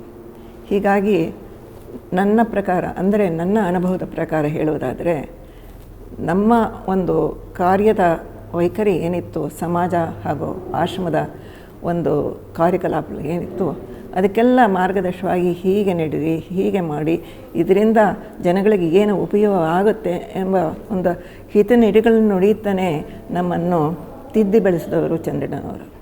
ನಾವು ಈ ಶಾಂತಿಧಾಮದ ಕಟ್ಟಡವನ್ನು ಕಟ್ಟುವಾಗ ಪಡೆದಂಥ ನೋವುಗಳನ್ನು ಅವರ ಮೃದು ವಚನಗಳಿಂದನೇ ಪ್ರಪಂಚದಲ್ಲಿ ಹೇಗೆ ಮನುಷ್ಯ ಒಂದು ನಡೆನಲ್ಲಿ ನಡಿಬೇಕಾದರೆ ಅದನ್ನೆಲ್ಲ ದಿಟ್ಟಿ ಹೆಜ್ಜೆ ಇಟ್ಟು ಅದನ್ನು ಎದುರಿಸಬೇಕು ಅನ್ನೋ ಒಂದು ಮಾರ್ಗದರ್ಶನವನ್ನು ನೀಡಿದಂಥ ಹಿರಿಯ ವ್ಯಕ್ತಿ ಚಂದ್ರಣ್ಣನವರು. ಹೆಜ್ಜೆ ಹೆಜ್ಜೆಗೂ ಬಂದಂಥ ಅವಘಡಗಳನ್ನ ಧೈರ್ಯದಿಂದ ಎದುರಿಸೋದಕ್ಕೆ ನನಗಾಗಲಿ, ನಮ್ಮ ಆಶ್ರಮದ ಟ್ರಸ್ಟಿಗಳಾಗಲಿ ಹಾಗೂ ನಮ್ಮ ಯಜಮಾನರಾಗಿ ಹಿಂದೆ ನಿಂತು ಧೈರ್ಯ ತುಂಬಿ, ಸಮಾಜ ಅಂದರೆ ಹೀಗೆ ಹಲವಾರು ವಿಘ್ನಗಳು ಬರುತ್ತೆ, ಅದನ್ನು ನೀವು ಧೈರ್ಯವಾಗಿ ಮುಂದೆ ಹೋಗಿ ಅದಕ್ಕೆ ಒಳ್ಳೆಯ ಫಲ ನಿಮಗೆ ಸಿಗುತ್ತೆ ಅಂತ ಹೇಳಿ ನಮ್ಮನ್ನು ಈ ಮಟ್ಟಕ್ಕೆ ಒಂದು ಸಂಸ್ಥೆಯನ್ನು ಬೆಳೆಸೋದಕ್ಕೆ ಆದರ್ಶಪ್ರಾಯವಾಗಿ ನಿಂತ ಹಿರಿಯ ಜೀವಿ ಚಂದ್ರಣ್ಣನವರು. ಅಂಥ ಸಮಯದಲ್ಲಿ ಮುಂದೆ ನಿಂತು ನಮಗೆ ಬಹಳಷ್ಟು ನೀತಿ ವಚನಗಳೊಡನೆ ಧೈರ್ಯವನ್ನು ತುಂಬಿ ಈ ಕಾರ್ಯ ಮುಗಿಯುವವರೆಗೂ ನಮಗೆ ಸಲಹೆ ಕೊಟ್ಟಿದ್ದಲ್ಲದೆ ಅವರ ಹಿಂದೆ ನಿಂತು ಹೇಗೆ ನಡೀತಾ ಇದೆ, ಯಾವ ಥರ ಮಾಡ್ತಾಯಿದ್ದೀರಾ, ಹೇಗೆ ಮಾಡಬೇಕು ಅನ್ನೋ ಒಂದು ಮಾರ್ಗದರ್ಶನವನ್ನು ನಿರಂತರವಾಗಿ ಕೊಟ್ಟು ನಮಗೆ ಬಹಳಷ್ಟು ಮಾರ್ಗದರ್ಶಕರಾಗಿ ನಮಗೆ ಈ ಒಂದು ಸಂಸ್ಥೆಯ ಉನ್ನತಿಗೆ ಮೂಲ ಕಾರಣವಾಗಿ ನಿಂತ ಶ್ರೀಯುತ ಅಣ್ಣನವರಿಗೆ ನಾವು ಎಷ್ಟು ಸ್ಮರಣೀಯವಾಗಿ ಅಂದರೆ ಅವರನ್ನು ನೆನೆಸಿಕೊಳ್ಳೋದು ಒಂದು ದಿನವಲ್ಲ, ನಮ್ಮ ಜೀವನ ಆದ್ಯಂತ ಅವರನ್ನು ನಮ್ಮ ನೆನಪಿನ ಅಂಗಳದಲ್ಲಿ ಇಟ್ಕೋಬೇಕಾದ್ದು ನಮ್ಮೆಲ್ಲರ ಕರ್ತವ್ಯ. ಬೆಟ್ಟದಡಿಯ ಹುಲ್ಲಾಗು, ಮನೆಗೆ ಮಲ್ಲಿಗೆಯಾಗು, ದೀನ ದಲಿತರಿಗೆ ಬೆಲ್ಲ ಸಕ್ಕರೆಯಾಗು, ಎಲ್ಲರೊಳಗೊಂದಾಗು ಮಂಕುತಿಮ್ಮ. ಈ ನುಡಿ ಎಷ್ಟು ಅರ್ಥಗರ್ಭಿತವಾಗಿದೆ ಅಂದರೆ, ಚಂದ್ರಣ್ಣನವರು ಅದೇ ಒಂದು ನಿಟ್ಟಿನಲ್ಲಿ, ಅದೇ ಒಂದು ನುಡಿಗಳ ಅನುಸಾರವಾಗಿ ಅವರ ಜೀವನವನ್ನು ಬಾಳಿ ಬದುಕಿದ್ರು. ಅವರ ವ್ಯಕ್ತಿತ್ವನ ಎಷ್ಟು ಹೇಳಿದ್ರೂ ಬೆಟ್ಟಕ್ಕೆ ಕಲ್ಲು ಹೊತ್ತಂತಾಗುತ್ತೆ. ಹಾಗಾಗಿ ನನಗೆ ತಿಳಿದ ಮಟ್ಟಿಗೆ, ನನ್ನ ಅನುಭವದಲ್ಲಿ ಅವರ ಬಗ್ಗೆ ಏನು ಎರಡು ನುಡಿ ಮೂಡಿ ಬಂತೋ ಅದನ್ನು ನಿಮ್ಮ ಮುಂದೆ ಇಟ್ಟಿರ್ತಾ ಇದ್ದೀನಿ. ಹೀಗಾಗಿ ಎಲ್ಲರಿಗೆ ಹಿರಿಯಣ್ಣನಾಗಿ, ನಮ್ಮೆಲ್ಲರಿಗೆ ತಂದೆಯಾಗಿ ಅವರ ಆತ್ಮ ಸದಾ ಸುಖ ಶಾಂತಿಯಿಂದ ಇರಲಿ ಅಂತ ನಾನು ಭಗವಂತನಲ್ಲಿ ಕೇಳ್ಕೊತಾ ಇದ್ದೀನಿ. Sayadaw. My name is Bobji Levine. I'm an American from Los Angeles, California. We were very fortunate to meet Justice D.M. Chandrasekhar in 1980. I think that was the year. I remember the time he, along with Justice Nithu Srinivas Rao and some other eminent people living in Bangalore, visited our ashram in Coorg to take part during a Mahashivaratri festival. He, along with others, joyfully fed over 1,000 tribals and Harijans who were followers of Swami Sadguru Sai Shankar at the time.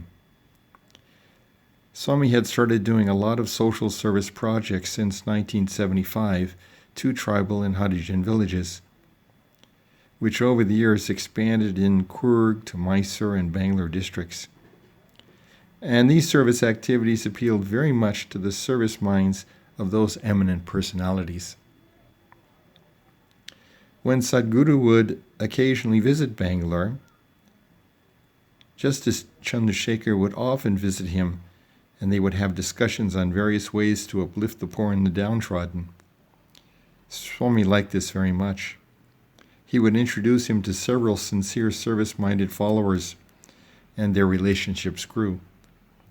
When the followers in Bangalore in 1982 proposed to start their own charitable social service trust to uplift the poor villages in and around Bangalore, Swami Sadguru Sai Shankar suggested the names of Chief Justice D.M. Chandrasekhar and Chief Justice Nithu Srinivas Rao to be trustees on the trust board.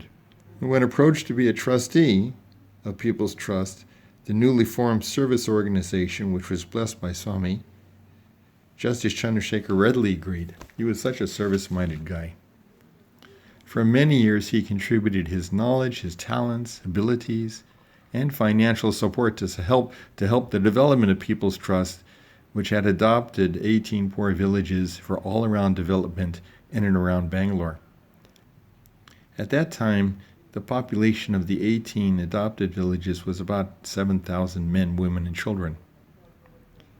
Justice's tireless interest to help the poor and needy was admirable and significantly helped the growth of People's Trust in all aspects. For me, he was always ready to receive us with warmth and interest. My wife and I particularly liked his support for naturopathic health remedies and his calm and sattvic manner. In 1999, when I wanted to start my own charitable trust, Justice immediately supported the idea and agreed to be a settler along with me in the establishment of the Sai Shankar Loving Lights Trust. His guidance over the years has been invaluable to me and our trust.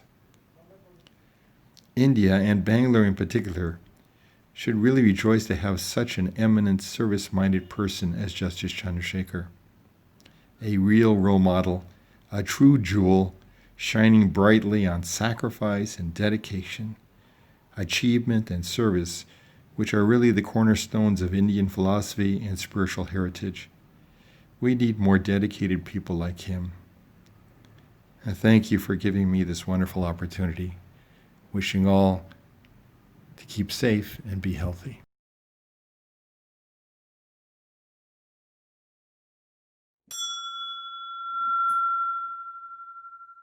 Shri Vivekananda ಗುರುವರ ನವಯುಗಾಚಾರ್ಯ विवेकानंद गुरुवर नवयुगाचार्य रामकृष्णरा भीम शिष्यने वीरवेदांती भारतांबेय धीरपुत्रने साधु भैरवने श्री विवेकानंद गुरुवर नवयुगाचार्य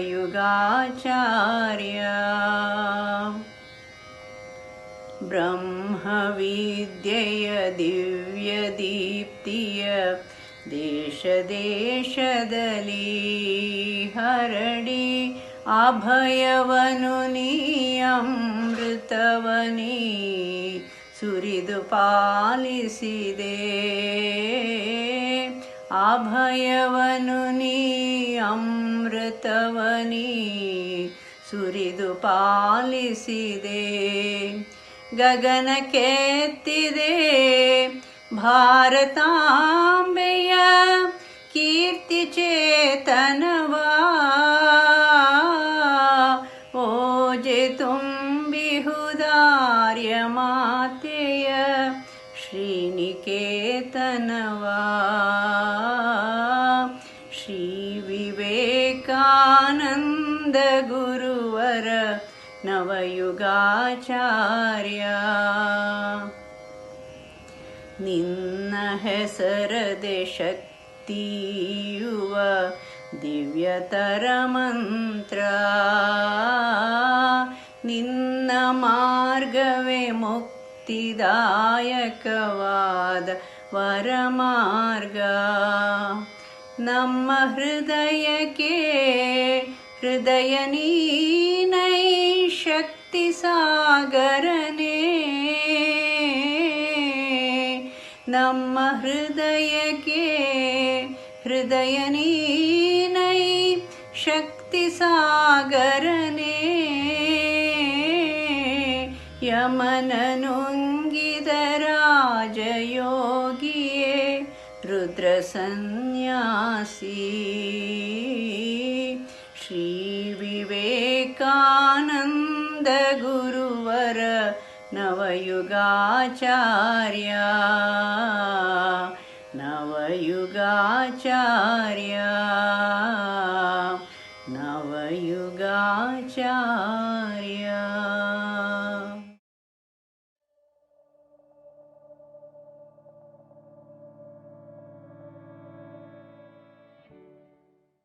Several years ago, in 1988 to be precise, I was just all of 23. I had founded the Swami Vivekananda Youth Movement and gone into the forest of the Brahmagiri area in Mysore district to work with indigenous tribal communities. One of those days, I had come to Bangalore and I read a newspaper article which spoke of a Chief Justice, a former Chief Justice, D.M. Chandrasekhar, and how he was attending a function. And apparently in that function, somebody had introduced him as a retired Chief Justice or somebody of the former judicial services. And in response to that, as he started speaking, Justice D.M. Chandrasekhar had mentioned, we might all retire from professional services, but we as human beings, when we are born, we should never retire from human services. Now that touched a chord in me, and I thought, who is this person who can speak about service and especially to humanity so eloquently? And I decided I have to meet this person. Since I was in Bangalore anyway, I thought, let me go in search of his house. I looked into the telephone directory, located his house, and to my pleasant surprise, I realized his house was on the way in which I used to go to school. And I would see his house and his name every day, and I never realized the same man. So I went to his house. I still remember the name of the house was Skanda. I went to his house, I rang the bell, and to my pleasant surprise, it was opened by none other than Justice Chandrasekhar himself. The warmth with which he welcomed me in, a completely unknown, insignificant young 23-year-old who had the audacity to go ring the bell of a legend in India's judicial system. And he called me inside, spoke to me, and during the course of the conversation, he allowed me to tell all about Swami Vivekananda Youth Movement. And for me, that was the entry point into understanding this great man and his simplicity. He heard me out patiently, and by the end of the conversation, he asked me to wait. And he just went in, and I never realized why he did that. He came out with a steaming hot cup of filter coffee and a check in a cover. And the check was not a small amount in those, it was a very big amount, and that's how my relationship with Justice D.M. Chandrasekhar started. What started off as a one-off moment became a mentor-mentee relationship, and no visit of Bangalore of mine was complete without I visiting him. I saw in him a guide, a mentor, a father figure, a philosopher, somebody who actually understood that humanity needs to move ahead, not just by big words, but by small acts of kindness. He embedded in me equality, humility, and the desire to face any kind of adversity if it is in the pursuit of service. And over time, I had the privilege of Justice Chandrasekhar visiting us several times to our project, right from inception when we were just a small little room in Brahmagiri tribal colony, to visiting our hospital at Kenchnalli, and later on several other project areas. My only regret was he couldn't visit us later on in Sargur and other places. But for me, he not only provided enormous support, he not only provided with every visit of mine, he would give me his usual smile, his cup of coffee and the check. He never failed in doing this for me. And he reinforced confidence. What we need to understand is not just his generosity or his magnanimous gesture. What we need to understand is at 23, more than the check, what I desperately sought was affirmation from society, affirmation for the work that I was doing, affirmation that I was on the right path. I wanted somebody to show me that kind of support and strength, give me direction and explain to me what I was doing was right. What I was doing was completely non-conformist. Here I was a young physician who did very well in my academic world, and then going away, giving up everything into the forest. We are torn apart with dilemmas, with doubts, and all these self-doubting questions that you come across. But he was there to gently guide me and explain to me that what I chose was not going to be a bed of roses. It was going to be a path of thorns. But what he thought was to equip myself with that strong coat of values around me, which would not allow anything to hurt me in my life. So he inspired confidence. He gave me a feeling of esteem, and he made me believe that I could do it. Today, the Vivekananda Youth Movement has grown. We are working in all the districts of the state of Karnataka. We strongly believe that we need to build human and social capital to build a resurgent India. Now, when I look back, if Justice D.M. Chandrasekhar had not built my human capital, I am not too sure that I would have been able to do so much in so many different ways. So it's not just his act of charity, but the foundation that he laid, and not just for me, I'm sure for several hundreds of people that he inspired in this space. I think he is not just a legend in India's judicial services. I think he was a legend by himself for India itself, one of India's proudest sons, I would say. I am D.M. Kumaraswamy, youngest son of Sri D.S. Mallappa and youngest brother of Justice D.M. Chandrasekhar. I would like to share my happy moments with my brother Sri D.M. Chandrasekhar. He was very humble and hard-working man. Early years of my education was at Tiptur. Later I moved to be with my brother and sister-in-law at Bangalore to continue my studies. During our vacation, Chandrana used to take us to all historical places. Each outing is still fresh in my memory.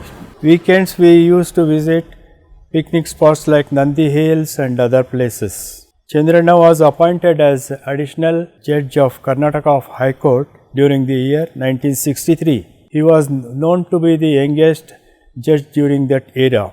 I had the privilege of attending his swearing-in ceremony as additional judge of Karnataka High Court. This was a proud moment for my mother, who was also a part of this great achievement of her son. Chandrana made Deshmudre family proud. During his visit to Tiptur, people would not miss a glimpse and meeting him. Chandrana always encouraged people to achieve higher degrees and goal. Education was his top priority apart from his social works. He was instrumental in setting Kalpataru College at Tiptur, which is a premier institution now. Remembering him today on his 100th birth anniversary brings back all unforgettable moments of my dear brother Sri D.M. Chandrasekhar. ನಮಸ್ಕಾರ, ನನ್ನ ಹೆಸರು ಭವಾನಿ ಪ್ರಸಾದ್. ಈ ದಿನ ಮಾನ್ಯ Shri justice D.M. Chandrashekhar ಅವರ 100ನೇ ವರ್ಷದ ಜನ್ಮದಿನಾಚರಣೆ. We are honouring and celebrating his legacy and his remarkable life. ನಿರ್ಭೀತ, ನಿರ್ದಾಕ್ಷಿಣ್ಯ ನ್ಯಾಯಾಧೀಶರೆಂದು ಹೆಸರಾಗಿದ್ದ ಸಮಾಜ ಚಿಂತಕ, ಧೀಮಂತ ವ್ಯಕ್ತಿ, ನನಗೆ ನನ್ನ ಹೆಮ್ಮೆಯ ಪ್ರೀತಿಯ ಮಾಮ, ಮಾದರಿ ವ್ಯಕ್ತಿ, ಮಮತೆಯ ಸಾಕಾರ ಮೂರ್ತಿ, ಮಾನವೀಯತೆಯ ಪ್ರತೀಕ, ಮಹಾನುಭಾವ. ಅವರು ನನಗೆ ಬಾಲ್ಯದಿಂದಲೂ ತೋರಿಸಿದ ಪ್ರೀತಿ, ವಿಶ್ವಾಸ, ಪ್ರೋತ್ಸಾಹ ನನ್ನ ನೆನಪಿನಲ್ಲಿ ಸದಾ ಹಸಿರಾಗಿದೆ. ಶಿಸ್ತಿನ ಸರಳ ಜೀವನ, ಕಾಯಕ ನಿಷ್ಠೆ, ಸಮಾಜ ಸೇವೆ, ಸುಸಂಸ್ಕೃತ ವ್ಯಕ್ತಿತ್ವ, ಔದಾರ್ಯ, ಅನುಕಂಪದ ಅಪರೂಪ ವ್ಯಕ್ತಿ, ಅಸಾಧಾರಣ ಮೇಧಾವಿ, ದೀನರ ಬಂಧು, ಇಡೀ ಕುಟುಂಬಕ್ಕೆ ಆಧಾರ ಸ್ತಂಭ, ದಿವ್ಯ ಚೈತನ್ಯವಾಗಿದ್ದರು. ಆದರ್ಶ ದಾಂಪತ್ಯ. ಅವರ ಪತ್ನಿ ಉಮಾದೇವಿಯವರಿಗೆ ಅವರು ನೀಡಿದ ಬೆಂಬಲ, ಉತ್ತೇಜನದಿಂದ ಇಂದಿಗೂ ಉಮಾದೇವಿಯವರು ಸಮಾಜ ಸೇವೆಯನ್ನು ಮುಂದುವರಿಸಿದ್ದಾರೆ. ಸ್ಫೂರ್ತಿದಾಯಕ ಜೀವನ ನಡೆಸಿದ ನಮ್ಮ ಮಾಮನವರ ಆಶೀರ್ವಾದ ನಮ್ಮೆಲ್ಲರ ಮೇಲಿರಲಿ ಮತ್ತು ಮಾರ್ಗದರ್ಶನ ನೀಡಲಿ ಎಂದು ಹಾರೈಸುತ್ತೇನೆ. ನಮಸ್ಕಾರ. ನಮಸ್ಕಾರ. ನೀವೆಲ್ಲ ಅಣ್ಣಂದು ಬರ್ತ್ ಸೆಂಟನರಿ ಸೆಲೆಬ್ರೇಷನ್ ಮಾಡ್ತಾ ಇರೋದು ತಿಳಿದು ತುಂಬ ಸಂತೋಷ ಆಯಿತು. ಇದು ಬರೀ ಅವ್ರದ್ದು ಸೆಂಟನರಿ ಸೆಲೆಬ್ರೇಷನ್ ಅಲ್ಲ, ಇದು ಸೆಲೆಬ್ರೇಷನ್ ಆಫ್ ಹಿಸ್ ಲೈಫ್. ಅವ್ರ ಜೀವನದಲ್ಲಿ ಡಿಟರ್ಮಿನೇಷನ್, ಆಸ್ಪಿರೇಷನ್, ವಿಷನ್ ಹೇಗಿತ್ತು ಅಂದರೆ, ಅವರು ವ್ಯಾಪಾರ ಕುಟುಂಬದಲ್ಲಿ ಹುಟ್ಟು ಬೆಳೆದವರು, ಅಂದರೆ ಬಿಸ್ನೆಸ್ ಓರಿಯೆಂಟೆಡ್ ಫ್ಯಾಮಿಲಿ ಅವ್ರದ್ದು. ಅವರು ಧೈರ್ಯ, ಅವರು ಕರೇಜಸ್ ಆಗಿ ಆಚೆ ಬಂದು ಎಲ್ಲ ಮುಂದೆ ಎಜುಕೇಷನ್ ಬಾಂಬೆ, ಪೂನಾ, ಬನಾರಸ್ಸಲ್ಲೆಲ್ಲ ಓದಿ ಬೆಂಗಳೂರಲ್ಲಿ ಫ್ಯಾಮಿಲಿ ಸೆಟಪ್ ಮಾಡಿ ಒಂದು ಲೀಗಲ್ ಪ್ರೊಫೆಷನಲ್ಲಿ ಎಂಟರ್ ಆದರು. ಸೊ ಅದೆಲ್ಲ ಮಾಡಬೇಕು ಅಂದರೆ ಅವ್ರದ್ದು ಡಿಟರ್ಮಿನೇಷನ್ ಹೇಗಿತ್ತು, ಕರೇಜ್ ಹೇಗಿತ್ತು ಅಂತ ಗೊತ್ತಾಗುತ್ತೆ. ನನ್ನ ಚೈಲ್ಡ್ಹುಡ್ ಮೆಮೊರೀಸಲ್ಲಿ ಒಂದು ಇವೆಂಟ್ ಜ್ಞಾಪಕ ಇದೆ. ಅವರು ಐ ಥಿಂಕ್ ಪಬ್ಲಿಕ್ ಪ್ರಾಸಿಕ್ಯೂಟರ್ ಆಗಿದ್ದರು ಅಂತ ಕಾಣುತ್ತೆ. ಅವರು ಸೈಕಲ್ನಲ್ಲಿ ಕೋರ್ಟ್ಗೆ ಹೋಗ್ತಾಯಿದ್ರು, ಒಂದು ಕೋಟು, ಟೈ, ಒಂದು ಹ್ಯಾಟ್ ಹಾಕ್ಕೊಂಡು. ಸೊ ಇವತ್ತಿಗೂ ನಾನು I have vivid memories of that. ಆಮೇಲೆ ಒಂದ್ಸಲ ಅವರು ಮೈಸೂರು ಗೌರ್ಮೆಂಟ್ನ ರೆಪ್ರೆಸೆಂಟ್ ಮಾಡಬೇಕಾಗಿತ್ತು ಸುಪ್ರೀಂ ಕೋರ್ಟಲ್ಲಿ. ಸೊ ಡೆಲ್ಲಿಗೆ ಅವರು ಏರ್ಪ್ಲೇನಲ್ಲಿ ಹೋದರು. ಆಗಿನ ಕಾಲದಲ್ಲಿ ಐ ಥಿಂಕ್ ನನಗೆ ಗೊತ್ತಿರೋ ಹಾಗೆ ಅವರೇ ಫಸ್ಟ್ ನಮ್ಮ ಫ್ಯಾಮಿಲಿನಲ್ಲಿ ಪ್ಲೇನಲ್ಲಿ ಹೋಗಿದ್ದು. ಸೊ ನಾವೆಲ್ಲ ಏರ್ಪೋರ್ಟ್ಗೆ ಹೋಗಿ ಅವ್ರನ್ನ ಸೆಂಡ್ ಆಫ್ ಕೊಟ್ವಿ. ಸೊ ಹೀಗೆ ಅವ್ರದ್ದು ಕೆರಿಯರ್ ಪ್ರೋಗ್ರೆಷನ್ನು ಮುಂದೆ ಅಸಿಸ್ಟೆಂಟ್ ಅಡ್ವೊಕೇಟ್ ಜನರಲ್ ಆದರು, ಜಸ್ಟಿಸ್ ಆದರು, ಕೊನೆಗೆ ಚೀಫ್ ಜಸ್ಟಿಸ್ ಆಗಿ ಕೊನೆಗೆ ರಿಟೈರ್ ಆದರು. ಈ ಪ್ರತಿಯೊಂದು ಸ್ಟೇಜಲ್ಲೂ ಅಮ್ಮ ಅವ್ರಿಗೆ ಬ್ಯಾಕ್ ಬೋನ್ ಆಗಿದ್ರು. ಅಟ್ ದ ಸೇಮ್ ಟೈಮ್ ಅವರು ಕೂಡ ಅಮ್ಮಂಗೆ ಸಪೋರ್ಟ್ ಮಾಡಿದ್ರು. So that she is involved in some social work. ಅವರು ಸಮಾಜದಲ್ಲಿ ಪ್ರೆಸಿಡೆಂಟ್ ಆದಾಗ ಅವ್ರನ್ನ ಕಾನ್ಸ್ಟೆಂಟಾಗಿ ಗೈಡ್ ಮಾಡಿ ಸಜೆಸ್ಟ್ ಮಾಡ್ತಾ ಇರೋದು. ಇನ್ನೊಂದು ಹಾಲಿಡೇಸ್ ಬಂದಾಗ ನಮಗೆಲ್ಲ ಸುಗ್ಗಿ, ಯಾವಾಗಲೂ ನಮಗೆ ಟೂರ್ ಕರ್ಕೊಂಡು ಹೋಗ್ತಾಯಿದ್ರು ಎಲ್ಲ ಕಡೆನೂ. ಅಂದರೆ ಸುಮ್ಮನೆ ಹೋಗಿ ಯಾವುದೋ ಒಂದು ಜಾಗ ನೋಡ್ಕೊಂಬರೋದಲ್ಲ, ಅಲ್ಲಿ ಏನಿದೆ, ಒಂದು ಮ್ಯೂಸಿಯಮ್ಮು, ಒಂದು ಇರಿಗೇಷನ್ ಡ್ಯಾಮು ಅಥವಾ ಫ್ಯಾಕ್ಟ್ರಿ, ಟೆಂಪಲ್ಲು ಎಲ್ಲನೂ ಡೀಟೇಲಾಗಿ ನೋಡಿ, ಅವರು ತೋರಿಸಿದವ್ರಿಗೆಲ್ಲ ಡೀಟೇಲಾಗಿ ಕ್ವಶನ್ಸ್ ಕೇಳಿ ಎಲ್ಲ ಕೇಳಿ ತಿಳ್ಕೊತಾಯಿದ್ರು. ಭಾಳ ಕ್ಯೂರಿಯಾಸಿಟಿ ಇತ್ತು ಅವ್ರದ್ದು. ಒಂದು ದಿವಸನೂ ಅವರು ನನಗೆ ಹೇಳಲಿಲ್ಲ, ನೋಡು ನಾನು ಇಷ್ಟು ಕಷ್ಟಪಟ್ಟಿದ್ದಕ್ಕೆ ನಾನು ಮೇಲೆ ಬಂದಿದ್ದು ಹೀಗೆ ಅಂತ ಅಂದ್ಬಿಟ್ಟು. ಸೊ ಅದು ಹ್ಯೂಮಿಲಿಟಿ, ಅವ್ರ work ethics and integrity, those are the things they gave me a strong foundation in my adult life. ಮುಂದೆ ಹಾಗೆ ಅವರು ಥ್ರೂಔಟ್ ಹಿಸ್ ಲೈಫ್ ಭಾಳ ಜನಕ್ಕೆ ಸಹಾಯ ಮಾಡಿದ್ರು. ಕೆಲಸ ಕೊಡಿಸೋದು, ಸ್ಕಾಲರ್ಶಿಪ್ ಬರೋಂಗೆ ಸಹಾಯ ಹೆಲ್ಪ್ ಮಾಡಿ, ಅದೆಲ್ಲ ಡೀಟೇಲ್ಸು ಆಲ್ ಎಮಿನೆಂಟ್ ಸ್ಪೀಕರ್ಸ್ ಈ ಸೆಲೆಬ್ರೇಷನಲ್ಲಿ ಮಾತಾಡ್ತಾರಲ್ಲ ಅದ್ರಲ್ಲಿ ಗೊತ್ತಾಗುತ್ತೆ ನಿಮಗೆ. ಅವ್ರು ರಿಟೈರ್ ಆದಮೇಲೆ ನಾನಾ ಥರ ಸೋಷಿಯಲ್ ಆ್ಯಕ್ಟಿವಿಟೀಸಲ್ಲಿ ಇನ್ವಾಲ್ವ್ ಆದರು. Like rural development, environmental improvement, ಅದರಲ್ಲೆಲ್ಲ. ಒಂದ್ಸಲಿ ಈ ಹರಿಹರದಲ್ಲಿ ತುಂಗಭದ್ರಾ ರಿವರ್ ತುಂಬ ಪೊಲ್ಯೂಟ್ ಆಗ್ತಾಯಿತ್ತು, ಯಾವುದೋ ಒಂದು ಲೋಕಲ್ ಫ್ಯಾಕ್ಟ್ರಿನ. ಸೊ ಇವರು ಒಂದು ಗ್ರಾಸ್ ರೂಟ್ ಸಪೋರ್ಟ್ ಗ್ರೂಪ್ ಮಾಡಿ ಅವ್ರಿಗೆಲ್ಲ ಹೆಲ್ಪ್ ಮಾಡಿ, ಸೊ ದಟ್ ಅದು ಪೊಲ್ಯೂಷನ್ ಎಲ್ಲ ನಿಲ್ಲೋ ಹಾಗೆ ಸಹಾಯ ಮಾಡಿದ್ರು. ಒಂದು ಐ ಥಿಂಕ್ ಒಂದು 20 or 25 years ಬ್ಯಾಕ್ ಅಣ್ಣ had published A book.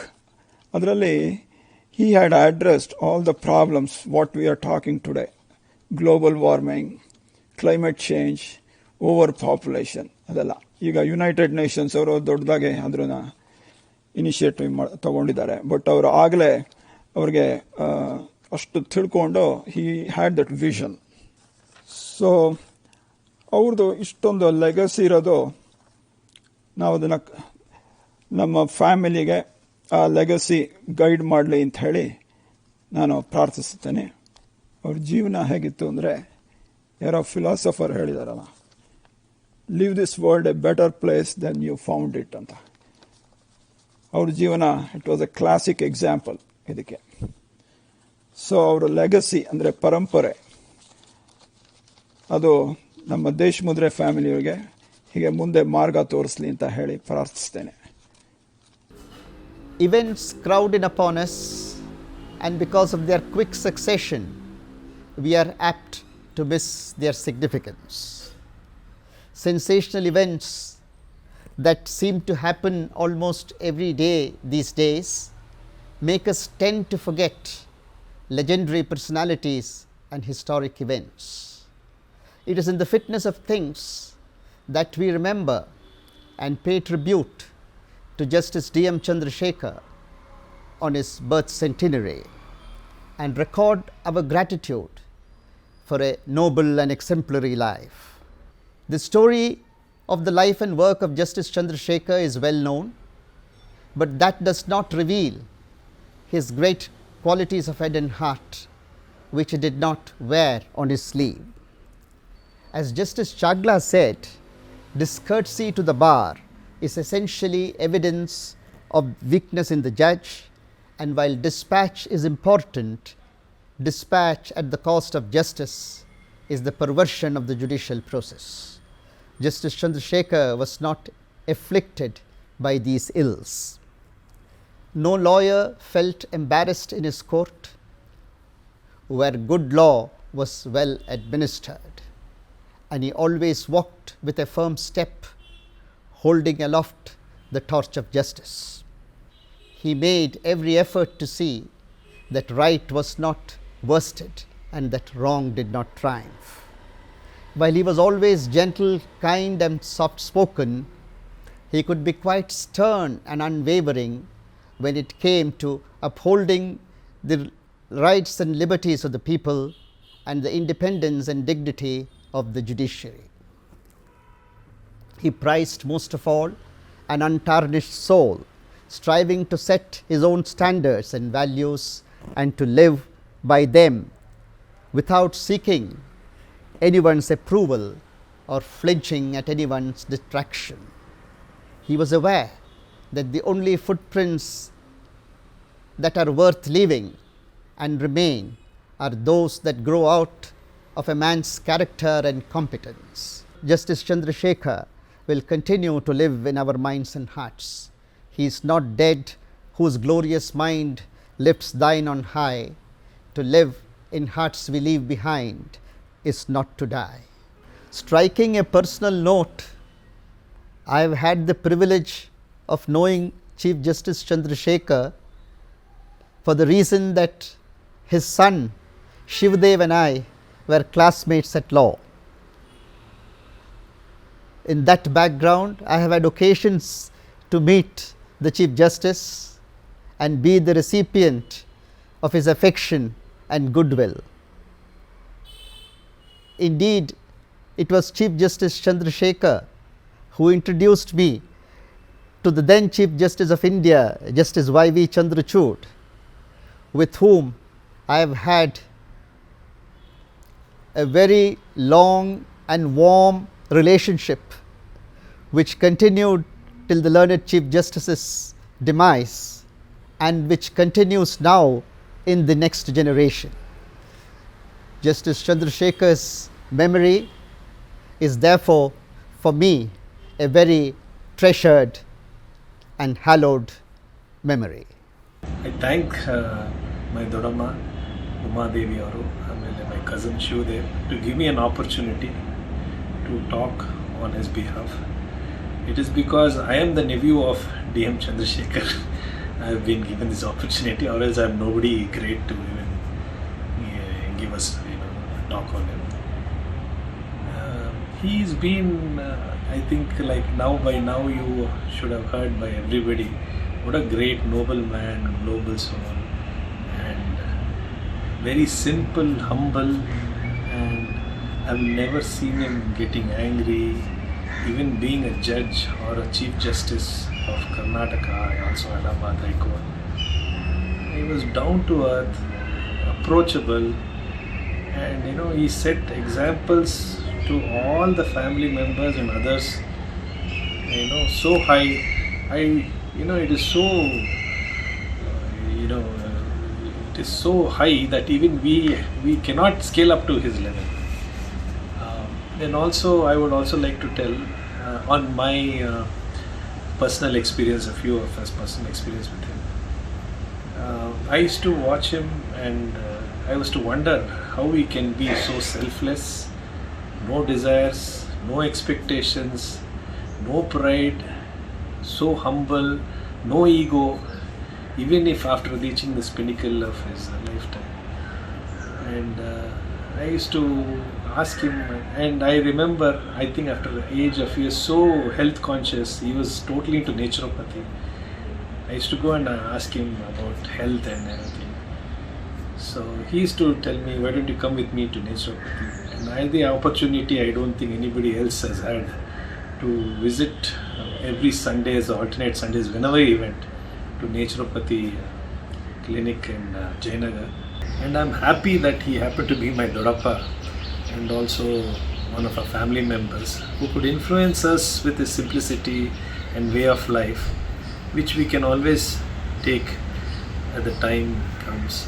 I want to express my happiness that I spent some of my time with him in this world. Thank you. ಎಲ್ಲರಿಗೂ ನಮಸ್ಕಾರ. ಅತಿ ಸರಳ, ಅತಿ ವಿರಳ, ಅಪರೂಪದ ವ್ಯಕ್ತಿ ಜಸ್ಟಿಸ್ ಡಿ.ಎಂ. ಚಂದ್ರಶೇಖರ್ ಅವರ ಮನೆ ಸೊಸೆಯಾಗಿ ಬಂದದ್ದು ನನ್ನ ಭಾಗ್ಯ. ಅವರ ಸರಳತೆ ಹಾಗೂ ನಮ್ರತೆ ನೋಡಿ ತುಂಬ ಆಶ್ಚರ್ಯವಾಗುತ್ತಿತ್ತು. ಅಷ್ಟು ಶಾಂತ ಸ್ವಭಾವದ ವ್ಯಕ್ತಿಯನ್ನು ಅದುವರೆಗೂ ನೋಡಿಯೇ ಇರಲಿಲ್ಲ. ಒಂದು ದಿನವೂ ಯಾರಿಗೂ ಜೋರಾಗಿ ಮಾತನಾಡಿದ್ದಾಗಲಿ ಗದರಿದ್ದಾಗಲಿ ಕೇಳಿಯೇ ಇಲ್ಲ. ಯಾರಿಗೂ ಎತ್ತರದ ಧ್ವನಿಯಲ್ಲಿ ಕೂಡ ಮಾತನಾಡಿದ್ದಿಲ್ಲ. ನನ್ನ ಎಲ್ಲ ಚಟುವಟಿಕೆಗಳನ್ನು ಪ್ರೋತ್ಸಾಹಿಸುತ್ತಿದ್ದರು ಮತ್ತು ಸಲಹೆ ಕೊಡುತ್ತಿದ್ದರು. ಅವರನ್ನು ನೋಡಲು ತುಂಬ ಜನ ಮನೆಗೆ ಬರುತ್ತಿದ್ದರು. ಬಂದವರಿಗೆಲ್ಲ ಕಾಫಿ, ಟೀ, ಜ್ಯೂಸ್ ಅಥವಾ ಮಜ್ಜಿಗೆ ಕೊಡಿಸುತ್ತಿದ್ದರು. ಸಹಾಯ ಕೇಳಿ ಬಂದವರಿಗೆ ಎಂದೂ ಬರಿಗೈಯಲ್ಲಿ ಕಳಿಸಿದ್ದಿಲ್ಲ. ಕೆಲಸ ಕೇಳಿ ಬಂದರೆ ಅವರಿಗೆ ಸಲಹೆ ಕೊಟ್ಟು ಶಿಫಾರಸು ಪತ್ರ ಧಾರಾಳವಾಗಿ ಬರೆದು ಕೊಡುತ್ತಿದ್ದರು. ಅವರ ನಿವೃತ್ತ ಜೀವನವನ್ನು ಸಮಾಜ ಸೇವೆಗಾಗಿಯೇ ಮುಡಿಪಾಗಿಟ್ಟಿದ್ದರು. He lived by the principle, there is no higher religion than human service. The greatest thing about him was that he was humble to the core and had a loving heart for the poor and homeless. He would donate large portion of his income, retaining very little for his simple living. Come February-March, the financial year ending, he busied himself contacting industrialists and businessmen to help them channelize donations to the needy organizations. He had no airs about himself in approaching them for donations. He was an intensely active person. The manner in which he managed his time was admirable. He used to receive umpteen number of letters, invitations to official and social gatherings, and other personal mails. Despite his multiple commitments, he would carefully go through his mail every day and always made it a point to promptly reply to every one of them. He was quite particular that invitation to weddings had to be honored, as he respected the affection and thought behind the invite. Hence, he would attend as many weddings as possible, many a times multiple weddings on the same day in different parts of the city. And to those of which he could not attend, he would unfailingly send a letter of regret along with a congratulatory message. Not a single letter or invite would be unanswered or ignored. He was fond of attending cultural programs, be it classical, music or dance performances, lectures on spirituality, philosophy or literature. Despite him being deeply committed to any work, initiative or endeavor that he undertook, he would still make time to attend good quality programs, many of them held at Bharati Vidya Bhavan, Basav Samiti or Gandhi Bhavan. In short, his interests lay in so many aspects and fields of life. I always marveled at his enthusiasm and energy, even during his advancing age. It was only during the last few years of his life that he had curtailed attending some of such programs. He had once said that the best way for a man to die was to do so while doing what he loved to do the most. And true to his belief, he breathed his last at a Rotary meeting which he was addressing the members on the benefits of following naturopathy. To sum up, he lived a full and holistic life, touching the hearts and lives of innumerable people. His life was a message and a guiding light to all of us. ಶತಮಾನೋತ್ಸವ ಆಚರಿಸುತ್ತಿರುವ ಈ ಸಂದರ್ಭದಲ್ಲಿ ಅವರು ಬದುಕಿನಲ್ಲಿ ನಡೆದುಕೊಂಡ ಬಂದ ದಾರಿಯಲ್ಲಿ ನಾವು ಸಾಗಿದರೆ ಅವರಿಗೆ ಸಲ್ಲಿಸಬಹುದಾದ ನಿಜವಾದ ಗೌರವವಾಗುತ್ತದೆ. ಧನ್ಯವಾದಗಳು. I was a young 12-year-old kid when Tata passed away. Most of what I know about him are from stories that get passed around. So thank you for being here today. If not for the stories and the experiences that get passed around in this community, I would be much poorer in my knowledge of my grandfather. The evening of October 3rd in 2003, my brother and I were watching a cricket match on TV, as we did almost every day as kids. Tata was at an event. He attended a number of events on any given week, so we didn't pay much attention to what event he was at on any given day. We got a call that Tata had been admitted to the hospital and he was getting medical attention while we were watching the cricket match. As the match played on television, the home landline phone rang and I picked up the call and it was my father. My father told me, I asked him how is Tata doing, and he said not very good. He did not want to tell me that Tata was no more then. At that time, I did not know what not very good meant. Being a 12-year-old kid, it didn't strike me that he might be no more. Since there's so many people here who've been nice enough to share their experiences and stories of Tata, I will keep this brief and I will just briefly recount what I remember as a kid. My brother and I played cricket for hours every day in our house veranda. On occasion, Tata would join and play cricket with us. Tata was very encouraging of us playing cricket even inside the house, even when some of our shots broke the window glasses on many occasions. He once in fact told my dad not to bother getting the window glass fixed so that the kids would not have to worry about breaking the glass and they could play freely. I vividly remember Tata being very conscious of eating healthy every meal. He requested brown rice instead of white rice for lunch, and by doing so, he got me into eating brown rice as well.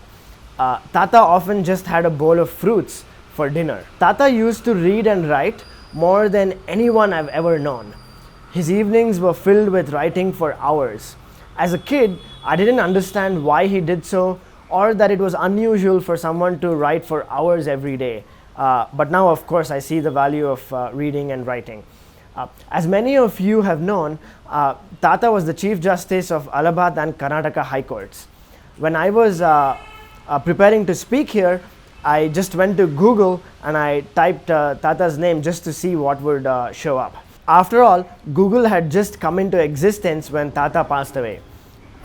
When I Googled his name, the name showed up, like I said, in the WikiLeaks archive. There was a WikiLeaks article. This was when Indira Gandhi had decided that L.K. Advani had to be jailed. Tata's decision to allow Mr. Advani to travel to Delhi to take oath as an elected Rajya Sabha member. This was a decision where he had to stand up and stand his ground against the Prime Minister of India, even if it meant repercussions for his career and where he would be posted. As a result of that, he got transferred from his home of Karnataka all the way to Allahabad High Court. As a judge, Tata upheld the law despite the Prime Minister's attempt to arm twist the judiciary and keep political opponents in prison. This is an especially valuable lesson, I think, in the light of rampant corruption and favors in the higher ranks of service today.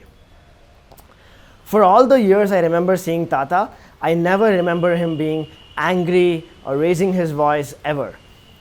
I still get pleasantly surprised by the number of people I meet that speak highly of Tata. He chose to donate his body for scientific research, and in that way, even in his death, he found a way to contribute to humanity.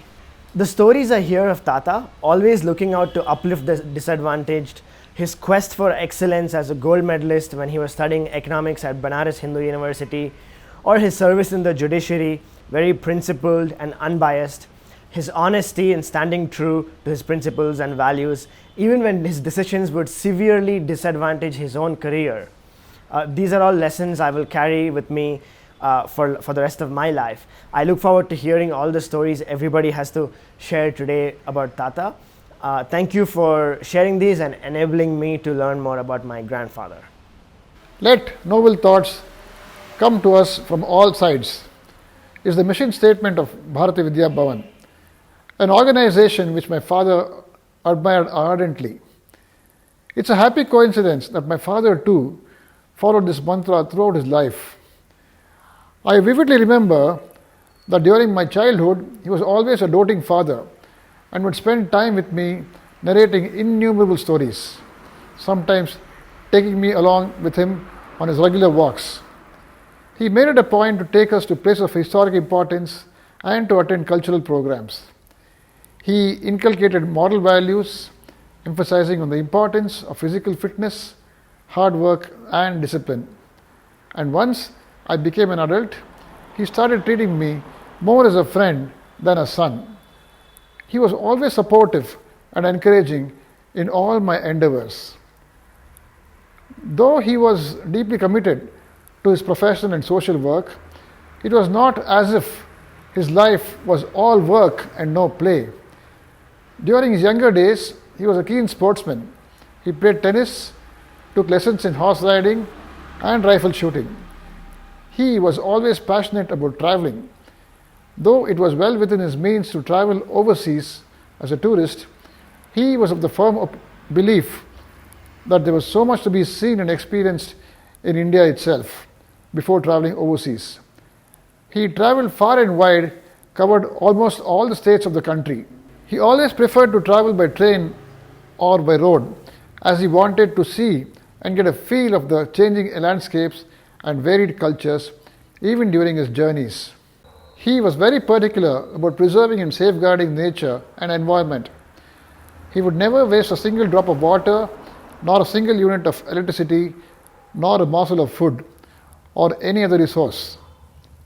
He loved and admired the beauty of outdoors. Fresh air and natural light was what he always preferred, and he disliked air-conditioned and artificially lit environs. During his tenure as the Chief Justice of Karnataka, he consciously avoided getting his chamber at the High Court air-conditioned or renovated, as it was overlooking the green and serene Cubbon Park and he relished the natural ventilation it had. He lived his life holistically and to the hilt on his own terms and in a simplistic and a purposeful manner. And his journey on this planet was a celebration in itself, which can be cherished by all of us who had had the opportunity and the fortune of being connected with him in different roles. We will always cherish his memories and celebrate his life. On this momentous occasion of his birth centenary, it is indeed heartening that we have been able to hold this webinar to recall and cherish the life and times of my father, Justice Chandrasekhar. I take this opportunity to acknowledge the guidance and the support of all the people who made this event possible and a reality. A couple of months ago, when I contacted Honorable Justice M. A. Venkatachalaya to seek his suggestions to conduct a suitable event to commemorate the birth centenary of my father, he immediately suggested to me to contact Bharati Vidya Bhavan and seek their help. Thereafter, when I approached Mr. H. N. Suresh and Mr. K. G. Raghavan, they readily and spontaneously agreed to host the online event on the social media channels of Bharati Vidya Bhavan. It was only when Mr. Suresh introduced me to Mr. Ravindra Sathwik, the experienced and unassuming videographer, that this event began taking a proper shape and falling in place. On behalf of my family, I express my gratitude and immense thanks to all of them. We are also extremely grateful to all the respected speakers who graciously agreed to share their thoughts and feelings about my father and recall their experiences and interactions they had with him. We also thank all the people who are viewing this program. Overall, we thank you all immensely for your affection and support and for making this event a success and the occasion a memorable one. Namaste. ಭಾರತೀಯ ವಿದ್ಯಾಭವನಕ್ಕೂ ನ್ಯಾಯಮೂರ್ತಿ DM Chandrashekhar ಅವರಿಗೂ ಬಹಳ ನಿಕಟವಾದ ಸಂಪರ್ಕವಿತ್ತು. ಅವರು ಪ್ರತಿಯೊಂದು ಕಾರ್ಯಕ್ರಮದಲ್ಲೂ ಸಾಧ್ಯವಾದ ಬೆಸ್ಟಿಗೆ ಬಂದು ಅದು ನಮ್ಮೊಡನೆ ಕೂತು ಕಾರ್ಯಕ್ರಮವನ್ನು ವೀಕ್ಷಿಸಿ ಅದರ ಬಗ್ಗೆ ತಮ್ಮ ಅಭಿಪ್ರಾಯವನ್ನು ತಿಳಿಸ್ತಾ ನಮಗೆಲ್ಲ ಮಾರ್ಗದರ್ಶಕರಾಗಿದ್ದರು. ಇಂತಹ ಒಂದು ಶ್ರೇಷ್ಠವಾದ ಮಾರ್ಗದರ್ಶಕರನ್ನು ಇವತ್ತು ನಮ್ಮೊಂದಿಗೆ ಇಲ್ಲದೇ ಇದ್ದರೂ ಅವರ ನೆನಪು, ಅವರ ಚಿಂತನೆ, ಅವರ ಮಾರ್ಗದರ್ಶನ ಎಲ್ಲವೂ ನಮಗೆ ಆದರ್ಶಪ್ರಾಯವಾಗಿದೆ. ಅದೇ ಇವತ್ತು ನಮ್ಮನ್ನು ಕೈ ಹಿಡಿದು ಮುಂದೆ ನಡೆಸ್ಕೊಂಡು ಹೋಗ್ತಾ ಇದೆ. ನಮಗೆ ಜ್ಞಾಪಕ ಇದ್ದಾಗೆ 2005ರಲ್ಲಿ ಸುಮಾರು 50 ಜನಕ್ಕೂ ಹೆಚ್ಚು ಜನರು ಒಂದು ಅವರ ಸ್ಮರಣ ಸಂಚಿಕೆಯಾಗಿ ದೇಶಮುದ್ರೆ ಎಂಬ ಈ ಪುಸ್ತಕವನ್ನು ಹೊರತಂದರು. ಈ ಪುಸ್ತಕದಲ್ಲಿ ಅನೇಕ ಗಣ್ಯರು ಶ್ರೀಮಾನ್ ಚಂದ್ರಶೇಖರ್ ಅವ್ರನ್ನ ಯಾವ ದೃಷ್ಟಿಯಿಂದ ನೋಡಿದ್ದಾರೆ ಎನ್ನುವುದನ್ನು ಬಹಳ ಚೆನ್ನಾಗಿ ದಾಖಲು ಮಾಡಿದ್ದಾರೆ. ಬಹುಶಃ ಇದು ಎಲ್ಲರೂ ಓದಲೇಬೇಕಾದ ಒಂದು ಮಹತ್ ಗ್ರಂಥವಾಗಿದೆ. ಬಹುಶಃ ತಿಳಿದೇ ಇದ್ದವರು ಇದನ್ನು ಅವರ ಕುಟುಂಬದವರಿಂದ ಪಡೆದು ಅದರ ಉಪಯೋಗವನ್ನು ಪಡ್ಕೋಬೇಕಂತ ನಾನು ನಿಮ್ಮಲ್ಲಿ ಪ್ರಾರ್ಥಿಸ್ಕೊಳ್ತೇನೆ. ಇನ್ನು ಈ ಕಿರುಚಿತ್ರದ ಬಗ್ಗೆ ಹೇಳಬೇಕಂದ್ರೆ ಸುಮಾರು 20ಕ್ಕೂ ಹೆಚ್ಚು ಜನ ಅನೇಕ ಗಣ್ಯರು ಇವತ್ತು ನಮ್ಮೊಂದಿಗಿರುವಂಥವರು ಮತ್ತು ನ್ಯಾಯಮೂರ್ತಿ DM ಚಂದ್ರಶೇಖರನ್ನ ಚೆನ್ನಾಗಿ ಬಲ್ಲವರು. ಅವರ ಬಗ್ಗೆ ಬಹಳ ಒಳ್ಳೆಯ ಮಾತುಗಳನ್ನ, ಹಾಗೂ ಒಳ್ಳೆಯ ಮಾತಂದರೆ ಅವ್ರ ಬಗ್ಗೆ ಕೆಟ್ಟ ಮಾತಕ್ಕೆ ಯಾರೂ ಸಾಧ್ಯನೇ ಇಲ್ಲ, ಅಂತಹ ವ್ಯಕ್ತಿತ್ವ. ಅವರ ಗಾಂಧಿ ವಿಚಾರ ಆಗಿರ್ಬೋದು, ಅವರು ನ್ಯಾಯ ಪ್ರಪಂಚಕ್ಕೆ ಸಲ್ಲಿಸಿದ ಕೊಡುಗೆಗಳನ್ನಾಗಿರ್ಬೋದು, ಅಥವಾ ಎಲ್ಲರಿಗೂ ಚಿಂತಕರಾಗಿ ಮಾರ್ಗದರ್ಶಕರಾಗಿ ಶಿಕ್ಷಕರ ಒಂದು ರೂಪದಲ್ಲಿರ್ಬೋದು, ಗುರುವಿನ ರೂಪದಲ್ಲಿರ್ಬೋದು. ಹೀಗಾಗಿ ಅವರ ಬಹುಮುಖ ಪರಿಚಯವನ್ನು ಮಾಡಿಕೊಟ್ಟಿದ್ದಾರೆ. ಅವರಿಗೆಲ್ಲರಿಗೂ ಸಹ ನಾನು ಭಾರತೀಯ ವಿದ್ಯಾಭವನದ ವತಿಯಿಂದ ಹಾಗೂ ಜಸ್ಟಿಸ್ DM ಚಂದ್ರಶೇಖರ್ ಅವರ ಇಡೀ ಕುಟುಂಬಕ್ಕೆ ನಾನು ಕೃತಜ್ಞತೆಗಳನ್ನ ಹಾಗೂ ವಂದನೆಗಳನ್ನ ಈ ಸಂದರ್ಭದಲ್ಲಿ ಸಲ್ಲಿಸ್ತಾ ಇದ್ದೇನೆ. ನಾನು ಕೂಡ ಅವ್ರನ್ನ ಬಹಳ ಹತ್ತಿರದಿಂದ ಕಂಡಿದ್ದೆ. ಅವರಿಂದ ಅತ್ಯಂತ ಪ್ರಭಾವಿತನಾಗಿದ್ದೇನೆ. ಹೇಗೆ ಒಬ್ಬ ವ್ಯಕ್ತಿ ಸರಳ ಜೀವನವನ್ನು ನಡೆಸಿ ಹಾಗೂ ಉನ್ನತ ಚಿಂತನೆಗಳನ್ನ ಬದುಕಬಹುದು ಅನ್ನೋದಕ್ಕೆ ಅವರೊಂದು ದೊಡ್ಡ ಉದಾಹರಣೆ. ಬಹುಶಃ ನಾವೆಲ್ಲರಿಗೂ ಅವರ ಈ 100ನೇ ವರ್ಷದ ಹುಟ್ಟುಹಬ್ಬದ ಸಂದರ್ಭದಲ್ಲಿ ಸಾಷ್ಟಾಂಗ ನಮಸ್ಕಾರಗಳನ್ನ ಮಾಡೋದು ನಮ್ಮೆಲ್ಲರ ಕರ್ತವ್ಯ ಅಂತ ಭಾವಿಸ್ತೇನೆ. ನಮಸ್ಕಾರ.